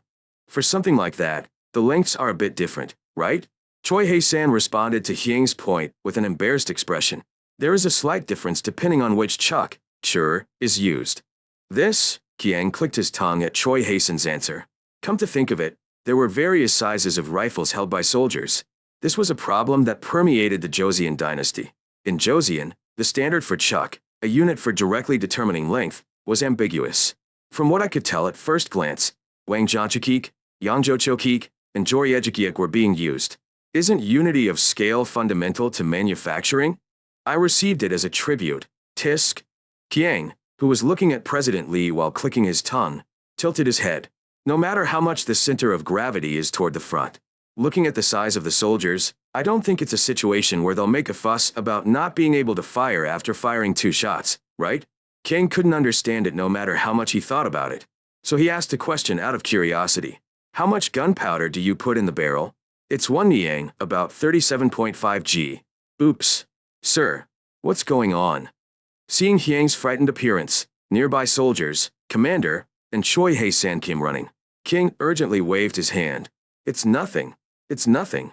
I'm just surprised that there was more gunpowder than expected. Oh, yes. Only then did the people look relieved at Hyang's answer. I solved it. This was the culprit. Thinking that he had found the cause of the problem, King quickly cleaned up the place. I know everything I need. General, I will send meat and alcohol through the inner tube, so please distribute them to them. Here comes the Emperor. Here comes the Emperor. The commanders and soldiers alike expressed their gratitude for Hyang's words. Seeing that, King lightly waved his hand. This is given to those who work tirelessly day and night for this Joseon. Please eat well, gain strength, and strengthen the defense of this Joseon. I will carry out my will. On the way back to the palace after the demonstration, King talked with Choi Hae-san. Is the president's operation operated by a 2-person team like that? In the daytime demonstration, the Führer soldiers moved in groups of 2. As one soldier held the gun handle tightly, another soldier next to him lit the wick. When the firing was over, the soldier waiting next to him held out the already loaded gun barrel, and the soldier holding his bag put the handle on the newly received gun barrel and started preparing to fire.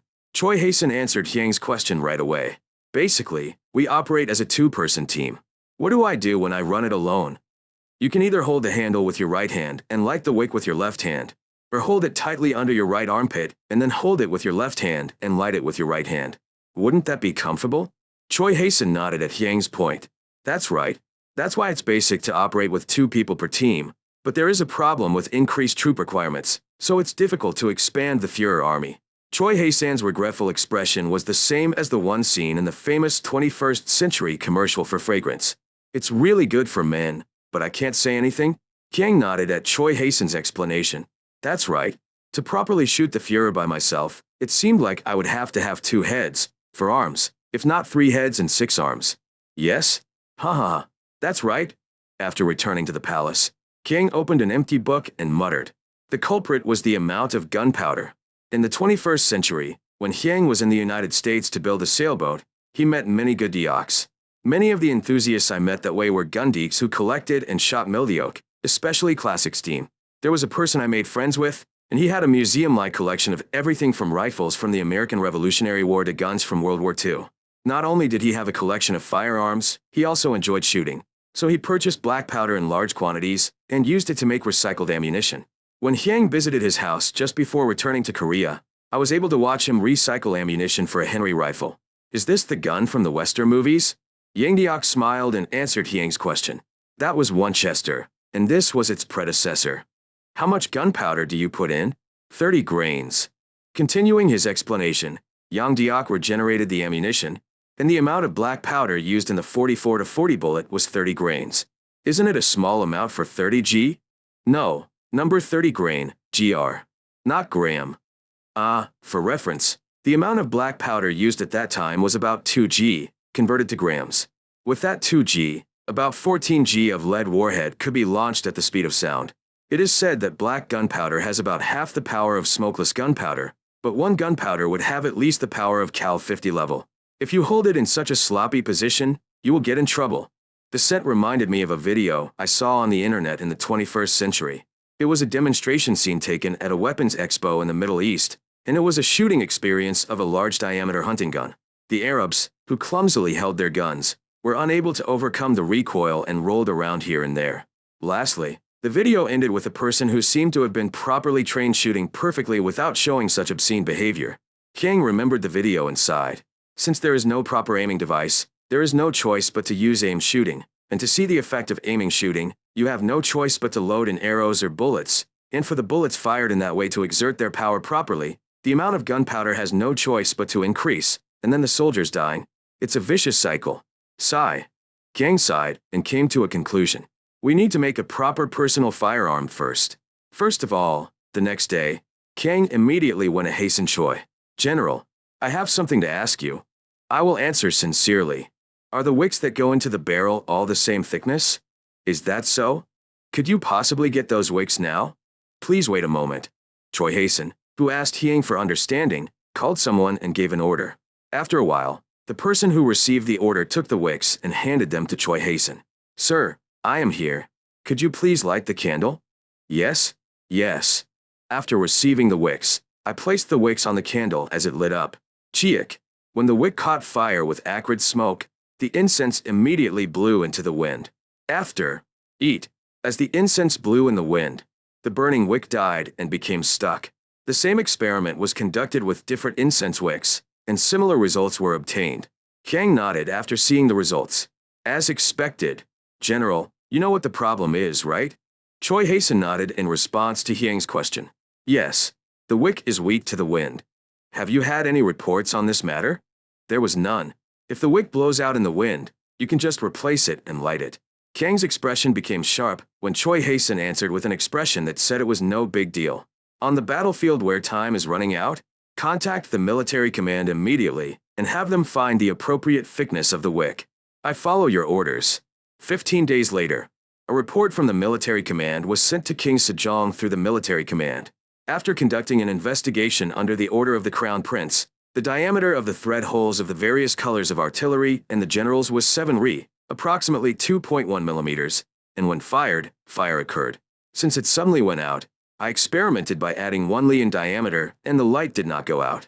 However, there was no addition or subtraction depending on the distance or nearness of the arrow or the depth or shallowness of the object it hit. Please, from now on, add 1 ri to the blood vessels of the artillery and the commanders and set it at 8 ri. After confirming the report, King Sejong issued an order to the military inspector general.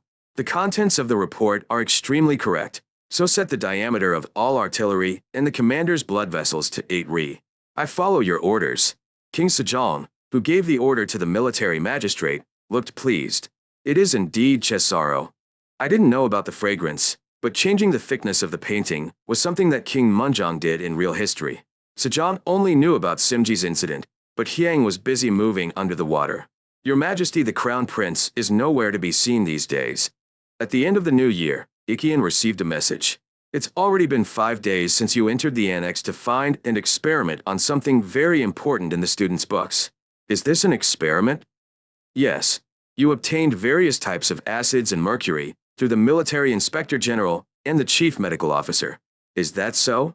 In response to Ikian, Zhang Cho turned his gaze toward the outbuilding built on one side of the East Palace. In accordance with the petition of the village, 2 outbuildings were built right next to the East Palace. The larger of the 2 buildings was the main building where Zhang Cho and others worked, and the smaller building next to it was designated as a space for Hyang to conduct experiments alone. And this small building, along with Hyang's study, became the place that the members of the Research Institute most wanted to enter. Your Majesty, please pay. Everyone who was chatting at the announcement from the inside straightened their posture.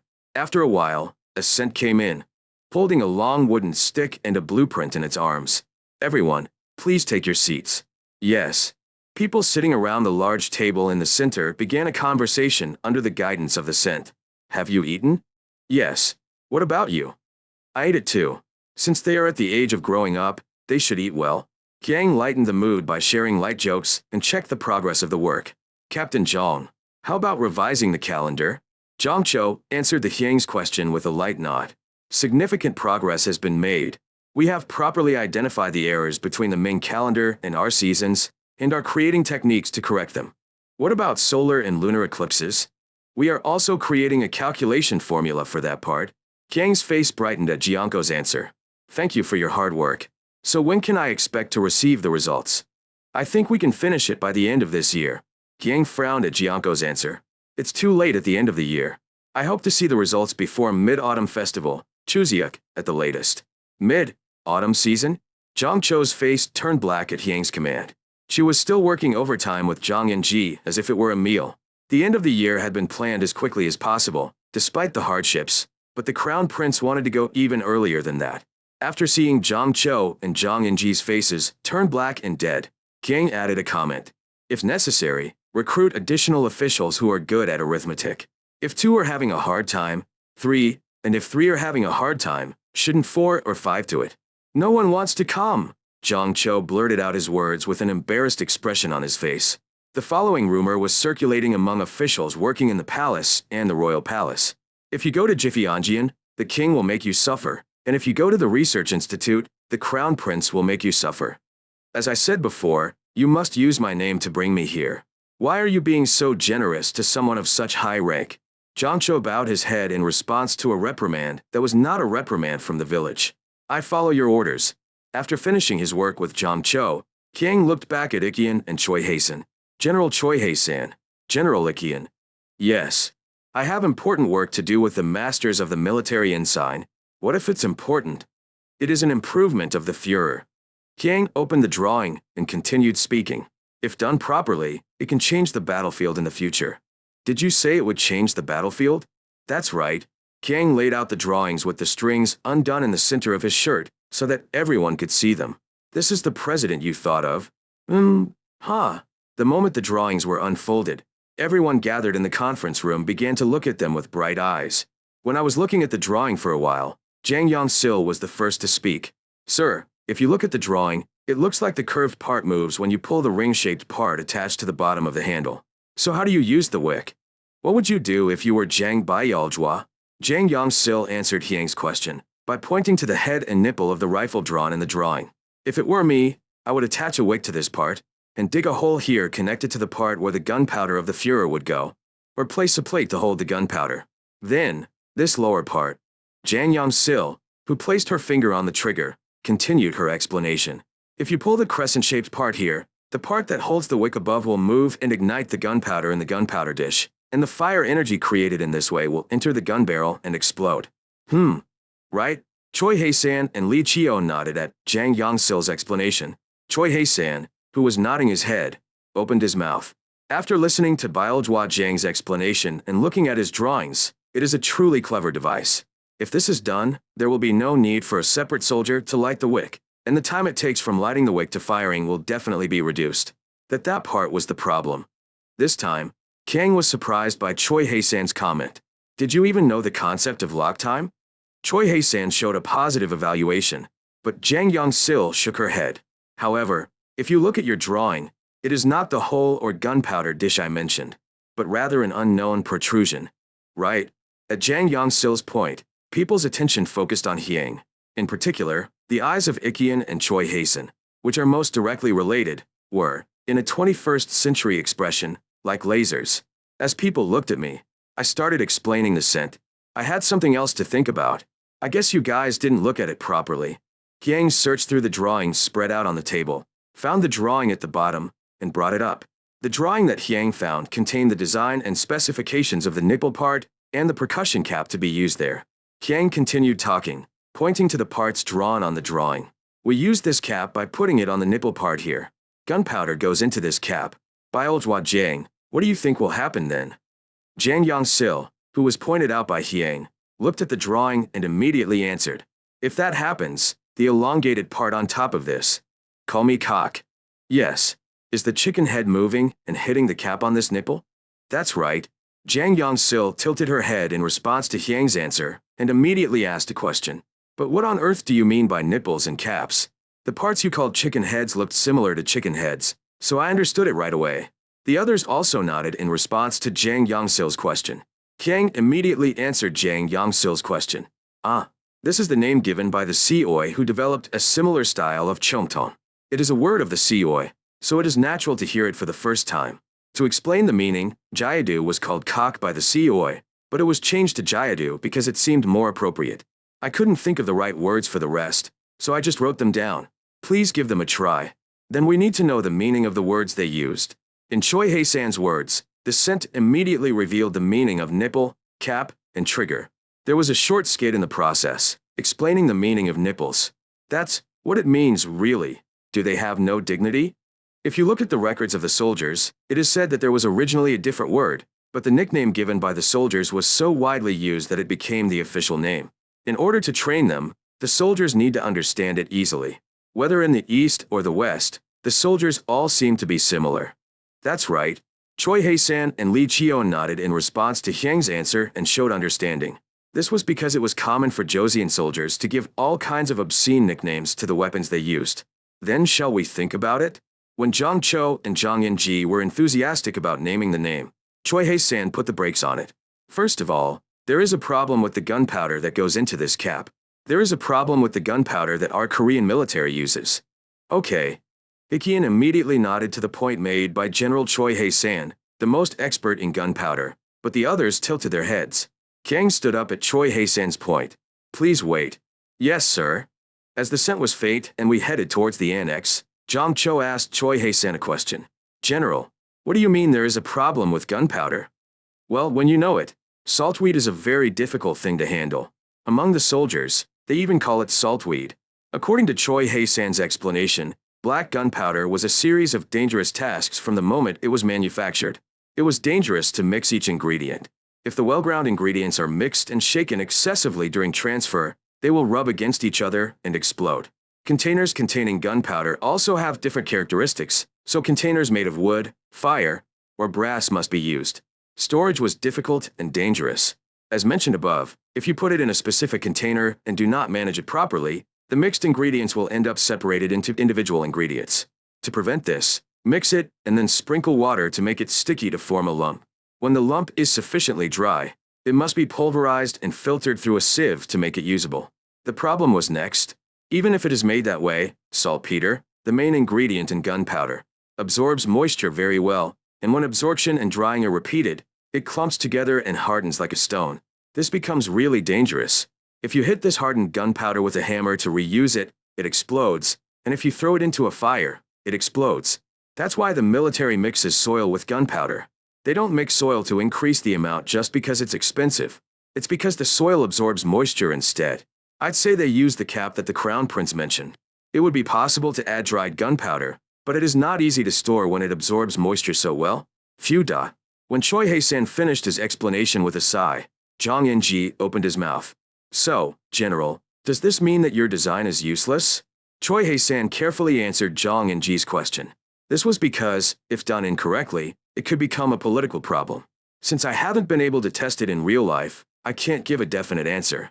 But one thing is certain. The gunpowder we use is not good. General Choi's words are correct. Huh. OMG. People were startled by Hyang's words that came out of nowhere. I'm sorry if I startled you, Naekwon. After a while, there will be a loud noise, so don't act rashly. Yes, sir. Having warned the eunuch in advance, Hyang placed a large copper plate on the table and opened the lid of the wooden barrel he had brought with him. What is that?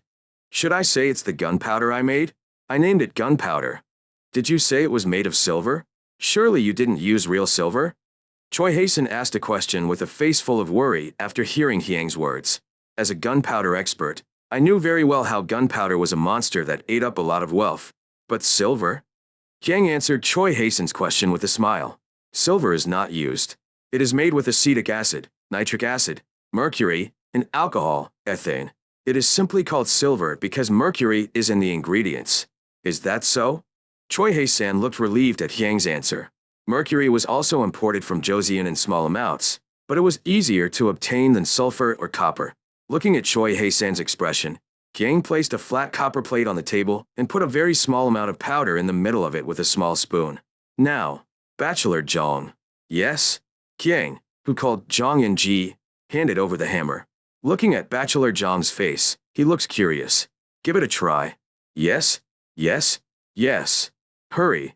Jong In-ji, who had received the hammer from Hyang, looked at the hammer and the pounded powder alternately, then gritted her teeth and struck the hammer down.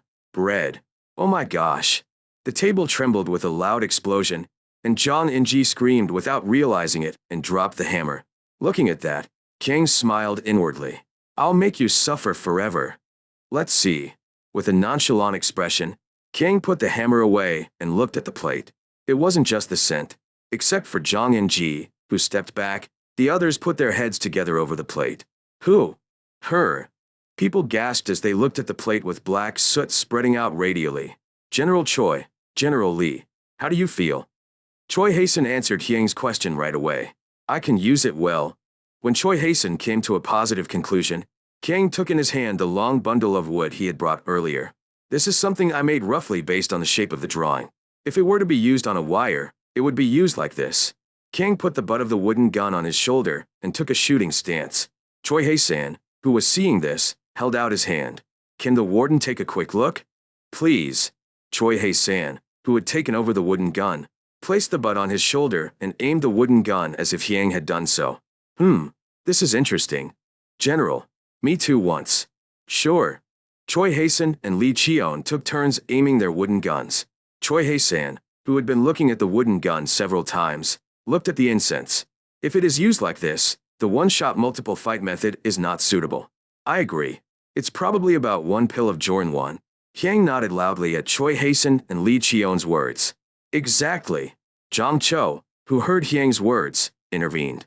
I don't know much about strategies or weapons, but wouldn't it be difficult to hit a good target with one shot of Jornwon? In response to Jianko's suggestion, Choi Hae-san pointed to the sights and scales attached to the wooden gun. It appears that the iron on the front and the iron on the back are used for aiming. Okay. While Zhang Chu was nodding, Li Chen added, and the elongation of this barrel also seems to make it easier to hit the target. How? You can think of Pyongyang, Pinching, and Tonga, Tomer. Ah. At Li Cheon's explanation, Zhang Cho nodded with an exclamation as if he understood. This was because he was also familiar with using a bow, and he also knew how to use a Pyongyang. Well, Crown Prince, I have a question for you. Zhang Bailjua, please speak. When Hyang gave permission, Zhang Yongsil opened her mouth. When I looked at the drawing, I became curious.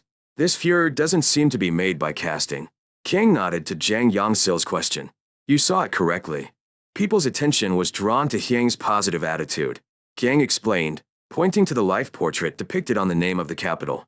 This furor will be forged. At those words, Zhang Yongsil's eyes, who had been tilting her head, opened wide.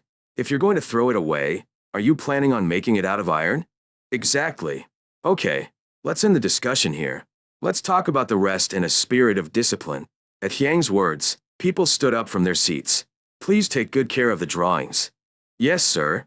As Hyang and his companions went outside, the eunuchs and court ladies came in and began to tidy up the place.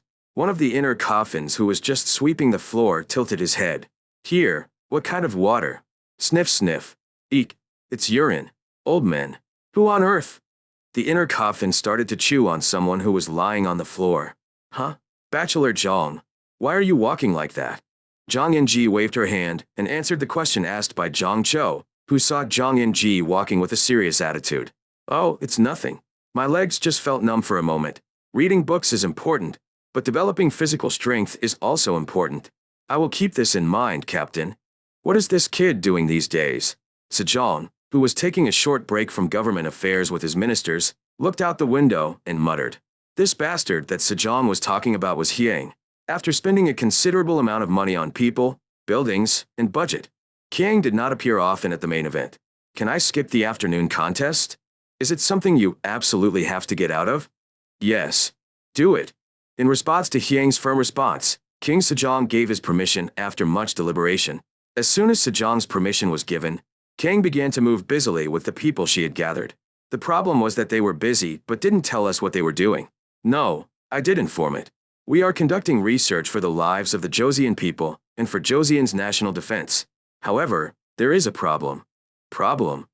It takes some time to gain knowledge of arithmetic and to put experience into written form. Really? Said John, who stared at the scent for a long time in silence, nodded. Let's count Abby. I trust you. Trust me, Abima. You will never be disappointed. A few days after the Mid-Autumn Festival, Kang and New Year's Day were announced at a gathering of King Sejong and ministers. This time, officials from the Sozawa Research Institute conducted research. Okay, what was it? There are formulas that adjust the chronology taken from the Ming to suit our Joseon dynasty. Who? King Sejong and ministers expressed interest in Hyang's announcement. Hyang continued his presentation while receiving all the attention of King Sejong and the ministers. You may remember the old ceremony that took place a few years ago. Due to a mistake made by Seo Woongwon, the time was off, and Lee Cheonbong, the person in charge at the time, was hit with a stick. You will also remember it. Sejong nodded at Hyang's point. I remember. The incident in question occurred in the 4th year of King Sejong's reign. A solar eclipse was predicted on the afternoon of January 1st, the 4th year of King Sejong's reign. According to the precedent, King Sejong and his ministers wore traditional uniforms and prepared for the old ceremony. However, the solar eclipse began one angle later than the time Seo Gwon had expected. Thanks to this, Lee Cheonbong, who was in charge of solar eclipse forecasting at the time, was in trouble. Hyang continued his explanation, citing past events as examples. The reason such a terrible thing happened at the time was because China's calendar did not match our Joseon calendar. In order to correct this, we studied arithmetic formulas to modify the calendar. Hyang stopped speaking and gestured to the eunuchs standing behind her. The eunuchs who saw Hyang's gesture handed out books to King Sejong and his ministers. The first chapter of Calendar Law Modification Science and Technology? That's very straightforward. I'm also considering changing my name if necessary. After reading the title, Sejong opened the book and looked at the contents. The formulas for modifying the seasons written in the calendar used by the Ming Dynasty to suit the circumstances of Joseon were complicatedly recorded. It's okay. It will help in many ways. As you can see from the title, it is not yet complete. At Hyang's words, King Sejong looked at the title and content again, and then looked at Hyang. Of course, that's the title. If you look at the content, I think it's already worth using, right? King Sejong, who was also well-versed in arithmetic, highly evaluated the value of the formulas written in the book. However, Hyang shook his head. There are still many errors. What is written in the book now is only a rough estimate. This needs to be corrected. Otherwise, there will be errors every year. However, in response to Hyang's response, King Sejong licked his lips with regret. Then don't wait for the right thing. Work hard. Yes, Abama. With the answer, Hyang locked himself in the lab with the others again. Then, even though the end of the year was just around the corner, there was no news. No, it wasn't complete news. The number of people increased as those who were good at arithmetic were recruited from among the Muslims as industrial and academic scholars, and the dating tong, Da Tum Tum Gay, a calendar calculation book of the Ming Dynasty, was brought in through the regular commerce of the Sangdan established in the Ming Dynasty and all over the Joseon Dynasty. They were busy sending people out to measure constellations. And, whenever these things happened, Hyang wrote a report without fail and submitted it to King Sejong. Astronomical observation instrument? What is this? It's literally an object that observes celestial bodies. The report is a bit weak, isn't it? In response to King Sejong's comment, Hyang looked at the officers and ministers and responded in a low voice. I will post a separate report later. This level is just appropriate for the public. Huh. Sejong, who was thinking carefully about the meaning of Hyang's answer, sighed. Whoa, I know what you mean. That night, King Sejong climbed into the pavilion alone, looked in the direction of the East Palace and sighed. Phew. This father and country are helpless, so you are carrying a heavy burden. The astronomical observation instruments that Hyang mentioned were Hachanui, Zertanyi, Diganwi, Dajianyi, and Soganyi, Xiaojianyi. To make these objects, Zhang Yongsil and the craftsmen forgot all night and concentrated on their work. Until the results were released, the Institute's officials traveled around the country with observation devices brought in officially or smuggled from the Ming Dynasty. However, the reason Hyang did not report all this in detail was because of diplomatic relations with Ming. Observing astronomical objects could have been a major diplomatic issue considering the noble relations with the Ming Dynasty. For that reason, the calendar was also expressed in a way that corrected the calendar given by the Ming Dynasty, rather than using an independent calendar. And the Astronomical Observation Organization also prepared reports using simple astronomical observation instruments. In this way, even if Myung said something else later, the Hyang took steps to prevent direct damage to King Sejong. Sejong sighed because he knew why the scent was like that. For that reason, he was suppressing his curiosity, but what King Sejong was really curious about was the military field. After reporting that Ikkian and Choi Haesun would be brought in to develop a new president, Hyang did not submit a report. Why doesn't the Crown Prince submit a report? Please give us a little more time, as this is an extremely secret matter. Don't you know that it is difficult to execute the budget without a report? Please give us a little more time. And since we're talking, give us a little more budget, you bastard. Even though Sejong was so angry, Kiang remained silent until the end. It wasn't just the scent. The same was true for Choi Haesen and Ikkian. No matter how much King Sejong and his ministers cajoled and coaxed them, their closed mouths would never open. Do I have to wait until that bastard reveals it? Sejong suppressed his curiosity, but what Hyang was doing was getting bigger and bigger. Due to major events that occurred in the Ming Dynasty and the Joseon Dynasty, King Sejong changed the pace of military reform he had been planning to proceed more quickly. As part of the reform, the existing training center, Shinlangon, was expanded into a training center, Shunlanyun, and the local government requested support from King Sejong. Ask me to support the military officers and soldiers at the training center? Why? We need people who can actually handle the newly created weapons. Sejong, who was looking at the incense with narrowed eyes, made an expression that he could not help it. Use it. I can't help it. I'll allow it. And a little more budget. You bastard. Get out. In this way, many of the military officers and soldiers from the training center were selected and assigned to the township.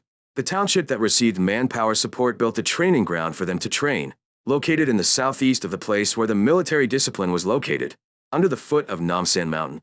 The interesting thing was that the military officers and soldiers assigned in that way also kept their mouths shut. Among the military officers and soldiers selected in this way, there were those who liked to speak out, but for some reason, they all kept their mouths shut regarding the work that Hyang was doing. In addition, the area where the military officers and soldiers so selected were training was surrounded by high and dense fences, and soldiers were under tight guard. Loud explosions were heard every day from inside, which was hidden like that. Thanks to this, King Sejong and his ministers, as well as all the residents of Hanseong, were focused on this forbidden place. The sign on the gate post blocking the entrance to the training center read Area 51. As time went by, rumors slowly spread. Roughly speaking, a great furor has been developed and weapons for each party, not 100, are being made. There were rumors, etc. And along with that rumor, a new word became popular, and that word was game changer. Game changer? What does that mean? They say these are the words of the people. King Sejong nodded without realizing it in response to the eunuch who reported the rumor. Cesaro. Sejong guessed the source and looked at his watch. Sejong checked the time on his watch and quenched his appetite. Now is the time to be disciplined. It was a fragrance that caused Hojo's headaches by doing various things, but it was not easy for King Sejong or the ministers to say anything to the fragrance. King Sejong and the ministers were all suffering from heavy work, but the intensity of work at the local government was also very difficult. Regardless of whether it was summer or winter, he woke up at 6 a.m. sharp, attended morning competitions, and received martial arts training in the afternoon. During the rest of the time, I worked between the Research Institute, the military headquarters, and Area 51. In order to reduce the time spent commuting, the Hyang began to ride horses, and the procession of the Hyang and his guards riding on horseback became a new specialty of Hanseon. After such a busy day, the time when the incense settled in was at the end of the day, just before midnight. King Sejong and Queen Sohyun actually liked him because he slept later than that before building the Research Institute. I was worried because I hadn't slept so much, but I'm glad. That's right, Kyang may or may not have been aware of this situation, but every day before going to bed, Kyang stood against the doorpost and measured his height. She was satisfied with her scent as she watched her height grow day by day. It's a full-fledged growth period, so you need to sleep well. By the way, horseback riding is helpful in many ways, right? Even the ministers welcomed this kind of upright daily life, because the person who was like a sister-in-law who always gave me a headache was gone. Of course, in cases such as important events that took place in the second half of the Gapjin year, he was a frequent visitor to the side, but it was a welcome event. However, as the end of the year approached, it became difficult for ministers to hold back their curiosity. This was because Ne Gmy was among those who became a group of people as soon as the Mid-Autumn Festival passed. Regarding Nagumwi, King Sejong seemed to know something, but he also kept his mouth shut. Your Majesty, I believe you need to check the results of the work your Crown Prince has been doing these days. Move. A considerable amount of money is currently going into the Crown Prince's Research Institute. We need to check whether the budget has been properly spent. Finally, in December, ministers who could not overcome their curiosity rose up. King Sejong nodded at the unified sight of the ministers. I agree. Please bring the Crown Prince. Yes, Your Highness. A moment later, the horse carrying the propaganda pavilion drove out of Gwangwoman. After about half an hour had passed, I took a deep breath and entered the side hall. When Hyang, who had paid homage to Sejong, sat down, Sejong opened his mouth. I know very well that you have been working on a lot of things since last spring. Among them, I am well aware that there are some things, such as the correction of the calendar, that although unfinished, have shown good results. I really commend you for showing such results at such a young age. I am devastated. Kang bowed her head at Sejong's praise. However, the praise ends there. There were many other things, but the magistrates and ministers did not hear a proper report. This is different from the promise you first made to the magistrates and ministers. What did you say in the plan you submitted when you first created the research institute? Didn't you write that down? Didn't you say you would thoroughly disclose the costs spent by the research institute? I'm sorry. However, it was something that had to be kept secret. Are there any secrets that must be kept not only by the governor but also by the ministers? Because it was related to our Joseon's national defense, we had to keep it as confidential as possible until the finished product was released. This is because you never know. Sejong was lost in thought for a moment at Hyang's answer. Sejong, who was looking at Hyang's prostrate form, opened his mouth. We cannot rely on your words and execute the budget forever because it is confidential. Even if it is an intermediate process, we must review it. We must avoid wasting precious budget on useless things. Therefore, I am grateful for the things you do. I will. How long will it take to prepare? After thinking about it for a moment, King answered King Sejong's question. Please give me 5 days. Good. We will conduct a full-scale audit in 5 days. As promised, 5 days passed, and government ministers flocked to the East Palace with the purpose of checking the current status of the Research Institute. It wasn't just the ministers who came. Sejong was also with the ministers. I will also go with you. There is no need to go all the way to His Highness. He stepped forward to stop him, but King Sejong stopped him. I am moving because I am curious about what the Crown Prince and those led by the Crown Prince have been creating. Yes. Come on, let's move. As King Sejong moved ahead, the ministers followed behind him with an expression of helplessness. When King Sejong and his ministers arrived at the annex of the East Palace, the Crown Prince and the officials of the Institute who had come out ahead of time and were waiting politely bowed. Meet His Majesty the Prime Minister. Good job. Where? Sejong looked closely at those standing in front of the Research Institute. When I first visited Sejong, I started with Jongcho, Jeonjinji, and Ikkian. But now there were quite a few people standing behind them. The number of people has increased a lot. It's still not enough. Still? Sejong shook his head at Hyang's answer. He could see that the number of people standing in front of him was at least 20. Still, he was saying that his son was not good enough. Let's discuss personnel and budget issues again, after seeing the results. Yes, Abima. This way. Kang guided King Sejong to the door of the laboratory. Who? Sejong entered the lab and let out an exclamation full of curiosity. Instead of books, various items were displayed on a bookshelf built on one wall, along the corridor of the Research Institute. Let's see, between Dagon and Sogan. The 3 servants who had been examining the objects on display looked at the nameplates in front of them and looked back at the scent. Is this all? Compared to the budget spent, all the things placed there are specimens for display. Grumble. While answering Sejong's question, Kang opened the sliding door of a nearby room. There was a sign saying equipment rental room on it. Inside the sliding door, chests of drawers stood in rows, and each drawer was locked with a thick lock. Kang continued his explanation. The actual equipment used is in that drawer. What about management? As King Sejong cried, the scent pointed to the eunuchs standing at the entrance of the door. There are people assigned to each group of 2 in charge of entry and exit. You're meticulous. Sejong looked at the ledger on the desk and nodded. The ledger meticulously recorded the date, the name of the person visiting, the equipment taken out, and the return date. I've also been evaluated as being meticulous. Nodding his head again and again, King Sejong looked up from the ledger and praised the local government officials. You really put in a lot of effort. Your hard work is for this country, so try harder. I am devastated. Sejong left the equipment rental room and looked again at the items decorated on the bookshelf. Hold still. Horizontal or vertical? Here comes a piece that measures the horizontal and vertical. King Sejong, intrigued, picked up the level. There was a part made of iron in the middle of the long wooden board. Inside the iron plate with a long hole in the middle was a cylinder made of iron. Roadlock. Roadlock. Every time King Sejong moved the wooden board around, the cylinder in the middle made a sound and moved left and right. When the cylinder stops at the exact center, it becomes horizontal and vertical. I see. King Sejong the Great became even more curious after learning how to use the horizontal and vertical gauges. So what are you using this for? It's something we use in construction. In architecture? Yes. When installing equipment for astronomical surveying, the most important thing is that the base must be accurately horizontal and vertical. If you use a level and plumb level, you can easily and accurately align it. Aha. In response to Hyang's answer, Sejong nodded loudly and let out an exclamation. This was the same for the ministers standing behind him. In particular, the Minister of Public Works was burning with greed and immediately made a proclamation to King Sejong. Your Majesty, the most important thing when constructing castle walls and government offices or dams and reservoirs is to ensure that the horizontal and vertical lines are well aligned.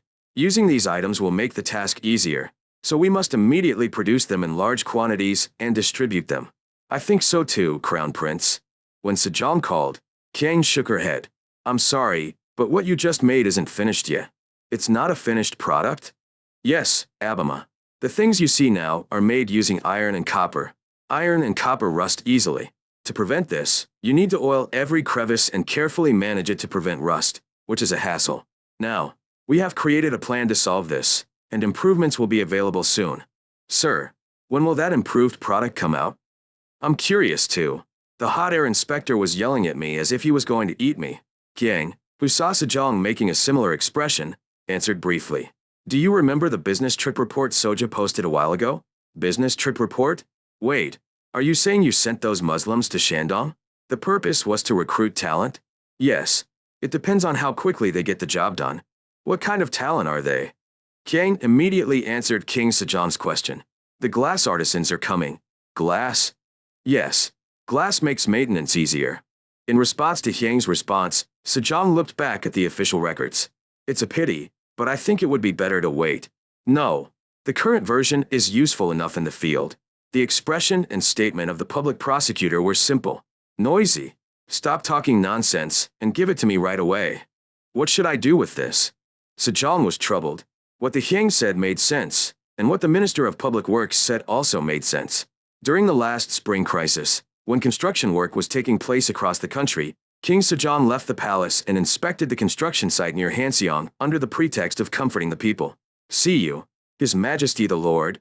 When the officials supervising the construction site bowed, the people carrying out the construction stopped what they were doing and bowed down on the ground, or bent their waists to 90 degrees to bow.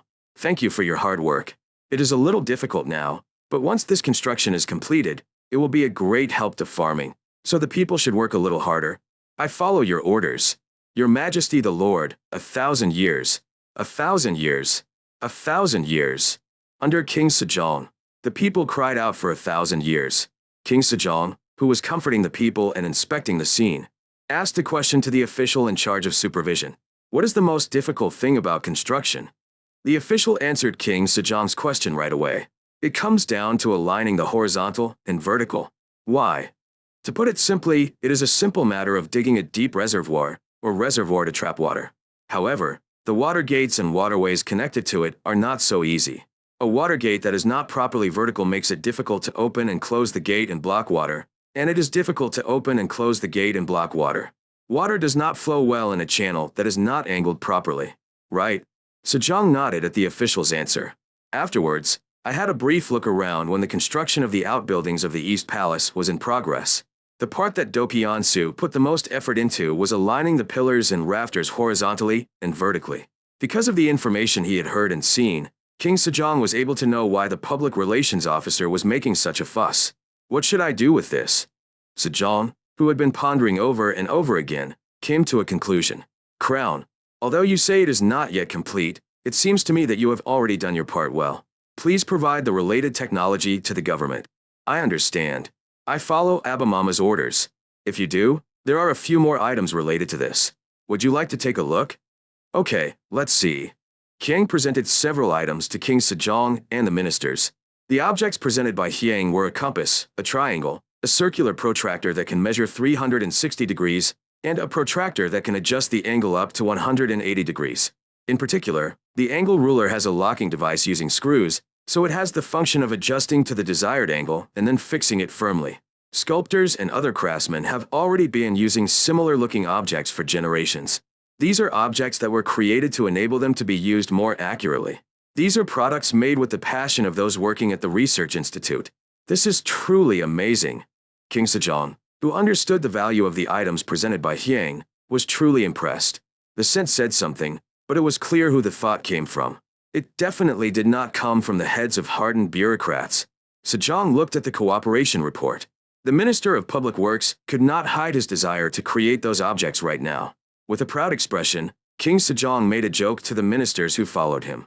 Do you know how Gwaine is feeling right now? I'm not sure. The Crown Prince is so outstanding. I would like to at least issue a pardon to commemorate this. Majesty. No. They said it was a joke, but King Sejong's expression said otherwise. Look, my baby is so smart. Do you guys have such smart children? After making a decision about the objects related to architecture and civil engineering, King Sejong began to look at the objects placed in the next section. Is this a ship? That's right. What you're seeing now is the Joseon, the largest ship among the front lines currently used by our Joseon Navy. Next are the ships that are newly being studied. The sizes are all different. They are all models made with the same proportions. Huh? Then, Sejong's eyes, as he examined the models once again, stopped at the sailboat model at the very end. It's quite big, isn't it? Here is a model of the sailing ship they are studying. The sailing ship model that caught King Sejong's attention was a battleship. Battle? I can't see any oars. It's powered purely by wind power. What about armament? The main armament is artillery. According to the calculations, it can carry at least 80 artillery pieces. 80 questions. Kang explained about the battleship. So, in order to exert maximum power, these sailing ships form a straight line and then fire their guns.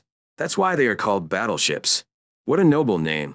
So, Crown Prince, according to the research results of you and the researchers at the Institute, are you saying that we should use those Panoxians in the coastal waters of Joseon, and those ships called battleships that sail in the ocean?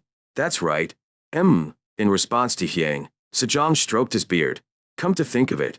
King Sejong recalled a report that had been posted through the Military Provision Office not long ago. It was a joint report submitted by the newly established Korean Army General Staff Headquarters and Training Center due to changes in the international situation. It was a report containing a request for reform of the Navy and the need to create a plan for this. King Sejong read the report at the time and immediately gave his approval.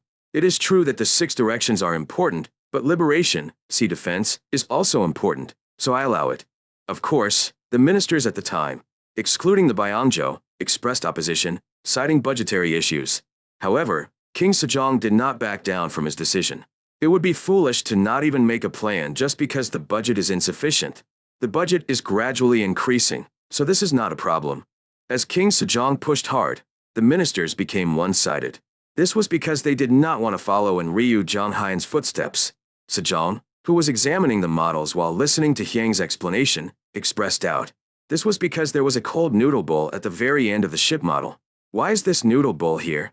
It symbolizes a ship made of iron, not a wooden ship. Making a ship out of iron? King Sejong and the ministers all looked at the fragrance with surprised eyes. Did you say you were making ships out of iron? That's right. Everyone gathered at Hyang's answer, from New Year's Day to Jangyang-sil, shook their heads. It becomes impossible. Even a child knows that iron sinks in water. That's right. It's impossible to make a ship out of iron. When everyone gave a negative answer, King accepted. You guys are wrong. It's not impossible. We just haven't found a way. You mean you couldn't find a way? That's right. After answering briefly, Kiang called the eunuch and gave an order. Go to Surigan and bring back a bowl made of brass and a basin full of water. Yes, sir. After a while, the eunuchs brought a basin full of water and a bowl of cold noodles. Put the basin on top. Yes, sir. As the eunuchs placed the basin on the table, Kiang floated a bowl of cold noodles on top. As the bowl of cold noodles floated on the water, King looked at the people. Is it floating? Is it floating? With these words, the situation came to an end. All those who insisted that it was impossible to build a ship with iron had no choice but to become a fugitive. King looked at them and said something. Again, it's not that it's impossible, it's just that we haven't found a way. King explained the concepts of volume, weight, density, etc. to the people who were in trouble. After listening to the explanation of the scent for a long time, Zhangqiu opened his mouth. So, if you spread the iron plates as thin as possible and connect them together, you can make a boat. To put it in an extreme way, yes. In response to Hyang's words, Zhang Yinji pointed out the problem. However, there is a problem.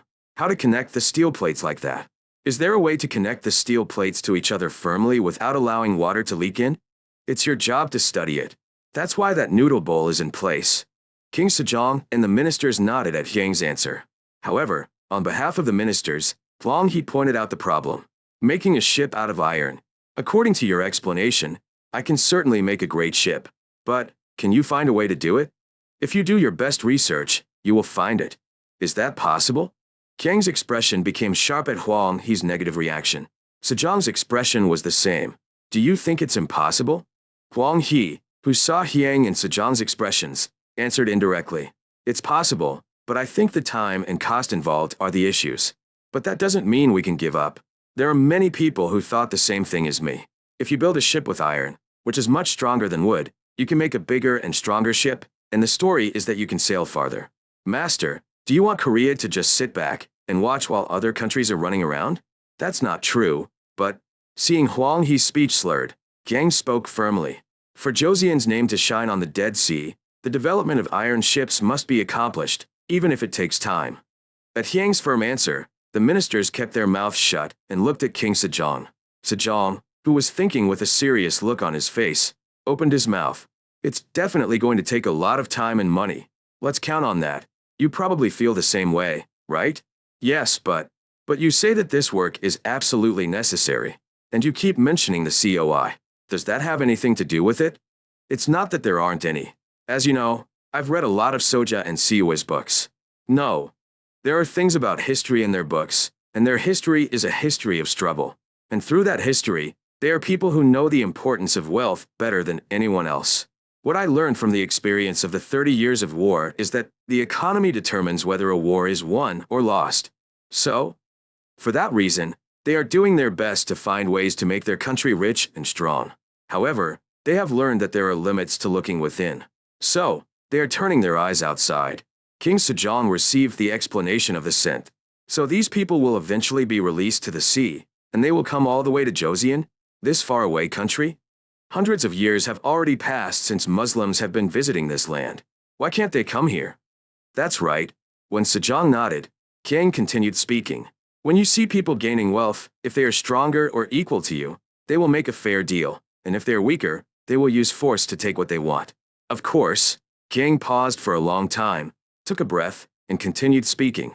Of course, international relations are a place where the rule of the fittest rules, so that's how every country behaves. However, those who don't know the meaning of respect act openly. To be precise, they save face among themselves. Among themselves? Sejong muttered softly at Hyang's words. How could only these people do that? So it is. Stop, I know what you're trying to say. Sejong, who stopped Hyang from speaking, was lost in thought. The ministers and Hyang, who saw King Sejong's serious face, quietly waited for King Sejong to open his mouth. After some time, Sejong opened his mouth. Crown, can you cut the iron wire during this queen's reign? There will be a higher probability that we will not see it during my reign, let alone Abamamas. Do you think we should continue research even though the odds are so low? Do we risk spending an unknown amount of time and money? Yes. If we give up now because the odds are low, I think our descendants will pay the price several times more in blood. Sejong fell into trouble again at Hyang's firm answer. King Sejong, who was stroking his beard and looking at the models of ships, came to a conclusion. Okay, let's do it. Thank you. However, you cannot blindly invest time and money. Be sure to prepare and submit an accurate plan. I follow your orders. He responded to King Sejong's command with a strong sigh. The war of words about iron ships that started over a bowl of cold noodles ended with King Sejong making a decision. After overcoming such a difficult time, King Sejong's eyes were drawn to the extraordinary object located at the bottom of the decoration. What is that used for? Kang immediately answered King Sejong's question. Here comes Heron's steamball. Heron? Steamball? This is a scholar who was famous in Sui long ago. Although I agreed with the possibility of the iron wire mentioned by Hyang, I felt that the foundation was somewhat lacking. I think I missed something. When Zhang Cho was wondering what he had missed, Jang Yang-sil pointed out that part. As you said, Even if you can make a ship using iron and make it bigger than if you made it with wood, it is still a problem. If the size of the ship gets bigger, won't there be a problem in moving it with just sails and oars? You're right. That was it. Zhang Cho and Zhang Yinji shouted loudly at Zhang Yongsil's point. Kang grumbled internally at the reactions of Zhang Cho and Zhang Yinji. I thought you were shouting Eureka. Even though I was grumbling on the inside, I immediately answered that I had already prepared the scent. The problem of driving force is something I have already anticipated. So, there is something I would like to research together with you. Let's take a look. Yes, sir. When the eunuch who was outside came in at Hyang's call, Kang gave an order. Please bring the items sent by the military flag inspector a while ago. Yes, sir. After a while, 2 eunuchs came in, whining and carrying a large object made of bronze. What is this? It is truly an unusual-looking object. The first to show curiosity was Zhang Yongsil. Others gathered around the bronze object with sparkling eyes. Huh. The items the eunuchs brought were truly unique-looking. 2 bronze tubes extending from a cylinder supported by 4 legs were embedded in the sides of a bronze sphere. Also, 4 tubes were sticking out of the bronze sphere, and their shape looked similar to a swastika. The end of the extended tube had a small hole. Bring a brazier with fire and a kettle with water. Yes, sir. After the long hour, the eunuchs came in with a brazier and a kettle filled with fire. For instance, burning charcoals were placed in the lower part of the cylinder below. The stopper at the top was opened by turning, and water was poured. Kang closed the stopper again and looked back at the people. Have you ever seen rice being cooked in the kitchen? Yes. Everyone gathered at Hyang's question nodded. Unlike the late Joseon dynasty, it was not a problem for men to enter the kitchen during this period. Have you ever seen the lid of a cauldron move when you cook rice? The power source I thought of was water and fire. I named it a steam engine. Steam engine? Is it using the energy created when water boils? Yes. Will that help you? It is the force that makes even that heavy cauldron lid move. I think it is quite possible. Despite Hyang's confident answer, people were still tilting their heads. Hyang screamed internally at the sight of such people. It's like an age of distrust. Don't you know that those who believe are blessed? Anyway, as time passed, the water began to boil, and steam began to flow out little by little from the hole in the pipe extending from the bronze sphere. There is no particular movement. Just wait a little longer. Just a little longer. And as time passed, the bronze sphere began to rotate slowly. Bleep. The rotation of the bronze sphere became faster and faster, accompanied by a sharp clanging sound made by the steam blowing out through the small hole. How is it? People's faces became serious after hearing Hyang's words. The weight of the object was so great that 2 inner coffins were attached to move it. Of course, only the bronze sphere at the top was moving, but it was not a light object at all. However, the steam created by boiling water was turning the bronze sphere. Zhang Cho, who was watching Heron's steamball in silence, opened his mouth. I think it's worth researching. If it produces the right results, it could be great for use on ships. Even if it's not just an iron ship, you don't have to wait for a favorable wind, and you don't have to load heavy troops. That's exactly what I think. And that organ isn't just for use in the stomach. It's not just for use on ships. What do you think would happen if you made a moving cart out of that? Huh. People's eyes widened as they heard Hyang's words. So, the research we are currently conducting includes research related to steam engines. Sejong, who was looking at Heron's steamball while listening to the explanation of the scent, looked back at the scent. Building a cart powered by a steam engine? Yes, Abama. Is there any use in that? Yes. Why wouldn't it work? In response to Hyang's question, Sejong pointed out the problem. A cart is a moving object that carries a load. However, in order for the steam engine I mentioned to move properly, it must constantly supply water and fire. The problem is that in order to do this, the water and firewood must be loaded onto the cart, so there is no space to actually load the load. Isn't there one? This guy. Are you sharp? As expected, King Sejong. Even though she was inwardly impressed, Kang came up with an answer. You might think so. However, a steam engine exerts a very large amount of power compared to its size. It is quite useful because it moves by pulling carts, rather than simply pulling a single cart. Pulling carts? Seeing King Sejong and the ministers still unable to hide their doubts, Kang raised his hand and pointed inside the laboratory. Please come this way. I'll show you the result that has been called the ultimate in virtue. Here it is. The place Hyang guided me to was a room guarded by not only eunuchs but also soldiers with swords. The eunuchs and soldiers all saluted at the sight of Hyang and King Sejong. Good job. I am devastated. When the courtiers who had paid their respects stood up, the incense gave an order. Open the door. Yes, sir. Oh. Oh. King Sejong and the ministers who entered through the door opened by the eunuchs exclaimed. There was a huge statue in the center of a large room measuring 2 squares, about 4.8 m, horizontally and 5 squares, about 14 m, vertically. And on the image there were mountains, plains, lakes, rivers, and the sea. And in the small world that was created, there were railroad tracks. Hyang smiled as he saw King Sejong and the ministers looking at him in surprise. This is a model railroad that has been called the king of virtue even in the 21st century. I'll show you how to use a cart with a steam engine. Get the locomotive ready? Yes, sir. Following the local government's orders, the officials placed a model locomotive and models of carriages and freight cars connected to it on the railroad tracks. As the eunuchs, who used rings to connect the locomotive, carriages, and freight cars, stepped back and took a closer look, King Sejong began to look closely at the model locomotive. So you connected the steam ball and what you mentioned earlier? Yes.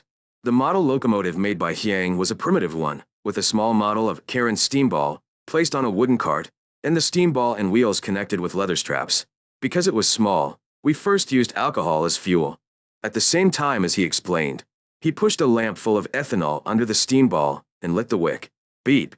As time passed, steam began to escape from the pipe protruding from the steam ball, making a sharp sound. Using that sound as a signal, Hyang released the brake lever that was holding the wheel. When the brakes were released, the model locomotive began to move slowly, pulling carriages and freight cars. Oh, it's moving. King Sejong clapped and loved the sight of the train moving. Hyang, who was looking at that with a proud face, opened his mouth. This is land transportation using a steam engine that Soja envisioned.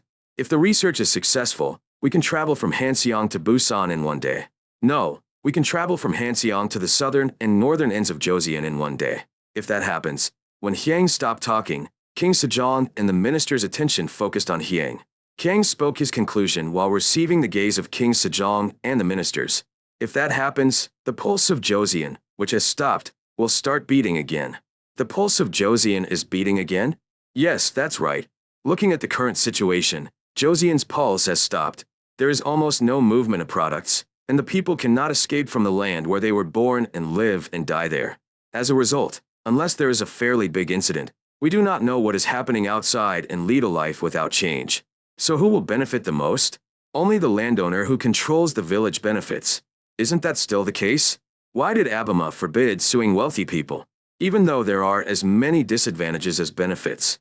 When Hyang mentioned the Prohibition of Complaints Against Citizens Act, King Sejong and the ministers' faces hardened. Joseon strengthened centralization immediately after its founding. In the process, it was inevitable that a conflict would arise between local indigenous forces and officials from the central government. When a conflict like this occurred, it was natural for a flood of appeals to come in.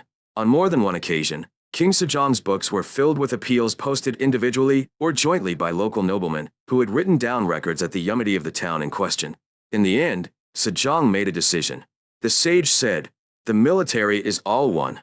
Local officials are people who go out on behalf of the person to carry out the will of the person. Just as it is not right for a child to criticize his or her parents, it is also not right to criticize them." Referring to the scriptures, King Sejong created a law prohibiting the prosecution of wealthy people, and Taejong, who was the first king, agreed to this and put it into practice. However, the pros and cons statement made by the Crown Prince was that there was a problem with the Prosecution Prevention Act. Are you saying it's not right for the Crown Prince to ban citizens from filing complaints? In the current situation, preventing Byeoman's complaint is an unavoidable choice. However, as time passes, those who take advantage of this to satisfy their own greed will get better. Isn't Abama also proceeding with the sutra to prevent that? That's right. Sotsu thinks that all things in this world have a beginning and an end. People also have a lifespan. So wouldn't the law have a lifespan? That's right. Sejong nodded at Hyang's words. Hyang continued speaking while looking at Judge Lee Jo, who was standing behind King Sejong. I believe that what is important about the law is not the content of the law, but the principles expressed by the law. The reason Abamama blocked the complaint by local residents was because she wanted Abamama's will to be properly spread all the way to the mountains of Dumay. So it will be necessary once the law is completed. Isn't that going to disappear? That's right. Sejong kept nodding his head, and Hyojo, who was known to be a strict man of principles, also nodded. The first time Hyang learned of Hyojo was when Hyojo moved from the Yangwijing faction to the Sejong faction. Hyang, who expected that if a purge took place, he would be swept away along with Yangwijing, tilted his head at Hyojo's change of course. You say you are a principled person? Why do you go back and forth like this? Over time, Hyang compiled rumors coming in through various channels and revised his evaluation of Hyojo. This gentleman was a royalist Neo-Confucian Taliban, who was faithful to the rule of kings. That's breathtaking. Hyang became speechless as he adjusted his evaluation of Hyojo. This will be a card I can use if problems arise with the Avengers in the future. In this way, Hyang, who had overcome a critical juncture regarding the Prohibition of Complaints Against Citizens Complaints Act, continued his explanation. If you think about how blocked the roads in Joseon are now, even if there is a town famous for apples and pears, it's hard to see it if you go over just one mountain. And if you go over two mountains, it's safe to say, I heard there's such a thing. Pear. I want to eat Ondong's ground mackerel. Evil. It leaked into the side street again. King quickly gathered her thoughts and continued speaking. However, if we lay a railroad like this and allow trains to run, we can move many people and products at once, so Joseon, which had been stagnant like a pond, will flow freely like the river. After the explanation of the fragrance was over, King Sejong stroked his beard and was lost in thought. Look, Captain Jong, while King Sejong was pondering, Huang he called for the new year in a low voice. What's going on, Captain Huang? When asked about the reason for New Year's Day, Huang he pointed to model locomotives and trains with the tip of her tick and asked, are toys like that actually useful? Zhang Cho grinned and accepted Huang He's words. Do you think this is just entertainment for your majesty? That's not it. I'm just curious as to whether it will actually be effective. Do you see the metal blocks on top of the cart being pulled behind there? See. If you add them all together, it's 10 gun, 6 kilograms. If you add the weight of the cart, the toy the captain mentioned, it moves by pulling 15 gun. Can you get a feel for it? Huang Hui kept his mouth shut at the words of the new year. The same was true for other ministers around her. Meanwhile, King Sejong, who was pondering over and over again, asked Hyang a question. It is a well-known fact that Joseon's roads are a mess. So, not only Joseon, but also our Joseon mainly uses ships to move products. Will that railroad have the capacity to replace it? There will be a lot of money that goes into the construction process, but over time, not only that money but more can be recovered. And if we talk about water transportation, in the 3 southern regions below, Zhangchang-do, Jiala-do, and Jiangsang-do, whenever the harvested grain is transported to a ship, a considerable amount is lost every year. The amount of grain lost every year due to reasons such as the ship sinking in a storm or being stranded on a reef is about 10% of the amount brought in a year. It's average. No. Even if it's only 100%, isn't that considered a success? Yes. Is it real? Huh. King Sejong and his minister's ears perked up at Hyang's question. Hyang continued his words while looking at King Sejong and the ministers. The captains of the ship transporting the 3 grains are very experienced. Do they not know the signs of a storm? Or do they go back and forth every time and do not know the location of the reef? Are they just ignoring it because there is no clear evidence? That's right. King Sejong and the ministers nodded at Hyang's point. As Hyang pointed out, most of the 3 grains collected in the Samnam region were moved to Hanseong by the ship. In the process, the number of 3 songs that disappeared due to various accidents was quite large. The government established various measures to prevent the loss, but no optimal solution was found.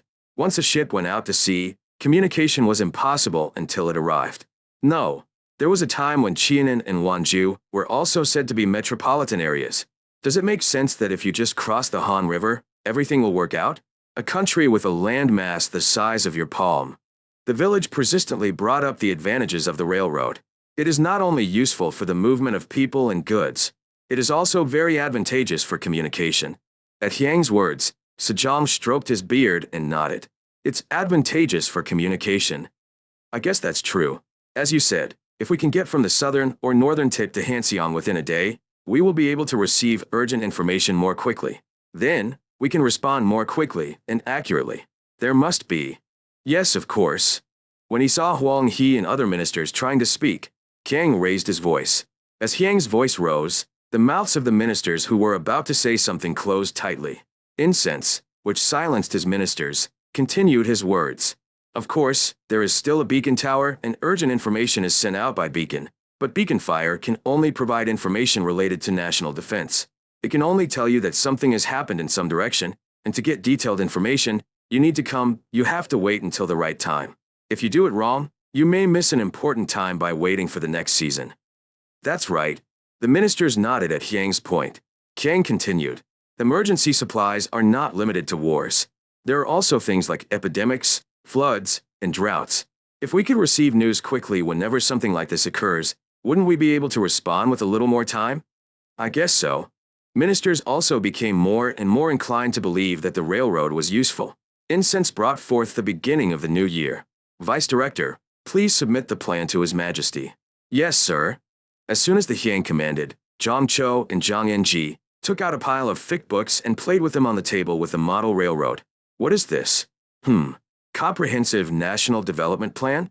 This is a city policy to strengthen Joseon's capabilities based on the geography and economic situation of Joseon, population distribution, and distribution of underground resources reported by the National Resources Agency, which I surveyed while traveling around the country to observe astronomical objects. Even a little bit of help in Abamama's Jiangjang. I wrote this to see if it would work. King Sejong counted the number of books posted by Zhang Cho and Zhang Enji. 1, 2, 3, 42 doesn't fit the word a little? It comes a little bit. In response to Hyang's response, Sejong opened the book and sighed. Woda. Inside the book were dense sentences written in small letters. Sejong grumbled softly as he read the densely written sentences. Every time something like this happens, I hate Junpil. The reason government officials preferred gold pens over calligraphy pens was because they could write in smaller letters. You can write small with a brush using a fine brush, but with a gold pen you can write much smaller than that. Thanks to this, it was good to reduce paper consumption compared to before, but it was a hardship for ministers whose eyesight was gradually declining. Therefore, King Sejong had to specify the minimum size of letters to be written in official documents. After briefly reading the contents of the book on top, King Sejong held it out to Huang He. I think it's worth considering. Please review it with the ministers. Yes, Your Majesty. King Sejong, who handed over the books to Huang Hui and the ministers, looked inside the room where the model railroad was placed. As soon as I opened the door and entered, my eyes were focused on the model railroad that caught my eye, so I didn't have time to look around. There are a lot of maps? Yes. This is a map of Joseon created based on a map of the world from Jianhua's voyage records and a survey by researchers who went out to make astronomical measurements to correct the calendar. King Sejong, who was examining the map of Joseon hanging on the wall, looked back. It's much more precise than the old map. This comes thanks to the efforts of researchers. The hard work is visible. Come see it too. Yes, Your Majesty. As soon as King Sejong's order was given, ministers approached and began to look at the maps. The person who showed the deepest interest was Jomal Singh. After examining the maps, he made a request to King Sejong. Your Majesty, it is the military that needs precise guidance the most. Although the military system has been reformed and talented people have been gathered, there are many shortcomings in carrying out what they want, and maps are one of them. Please give these maps to the military. The military inspector general said the right thing. The crown prince should hand over these maps to the military. I will follow your orders. However, is it okay if it is not a complete copy yet? It's not a finished copy? It has been 7 months since the research center was established. There are not enough people, so there is no way we will get proper results. Not enough people? As King Sejong pondered, Jongcho made a mantra in an earnest voice. The lack of talent is truly a serious problem. Even now, the institute's officials, including Shin, cannot even go home.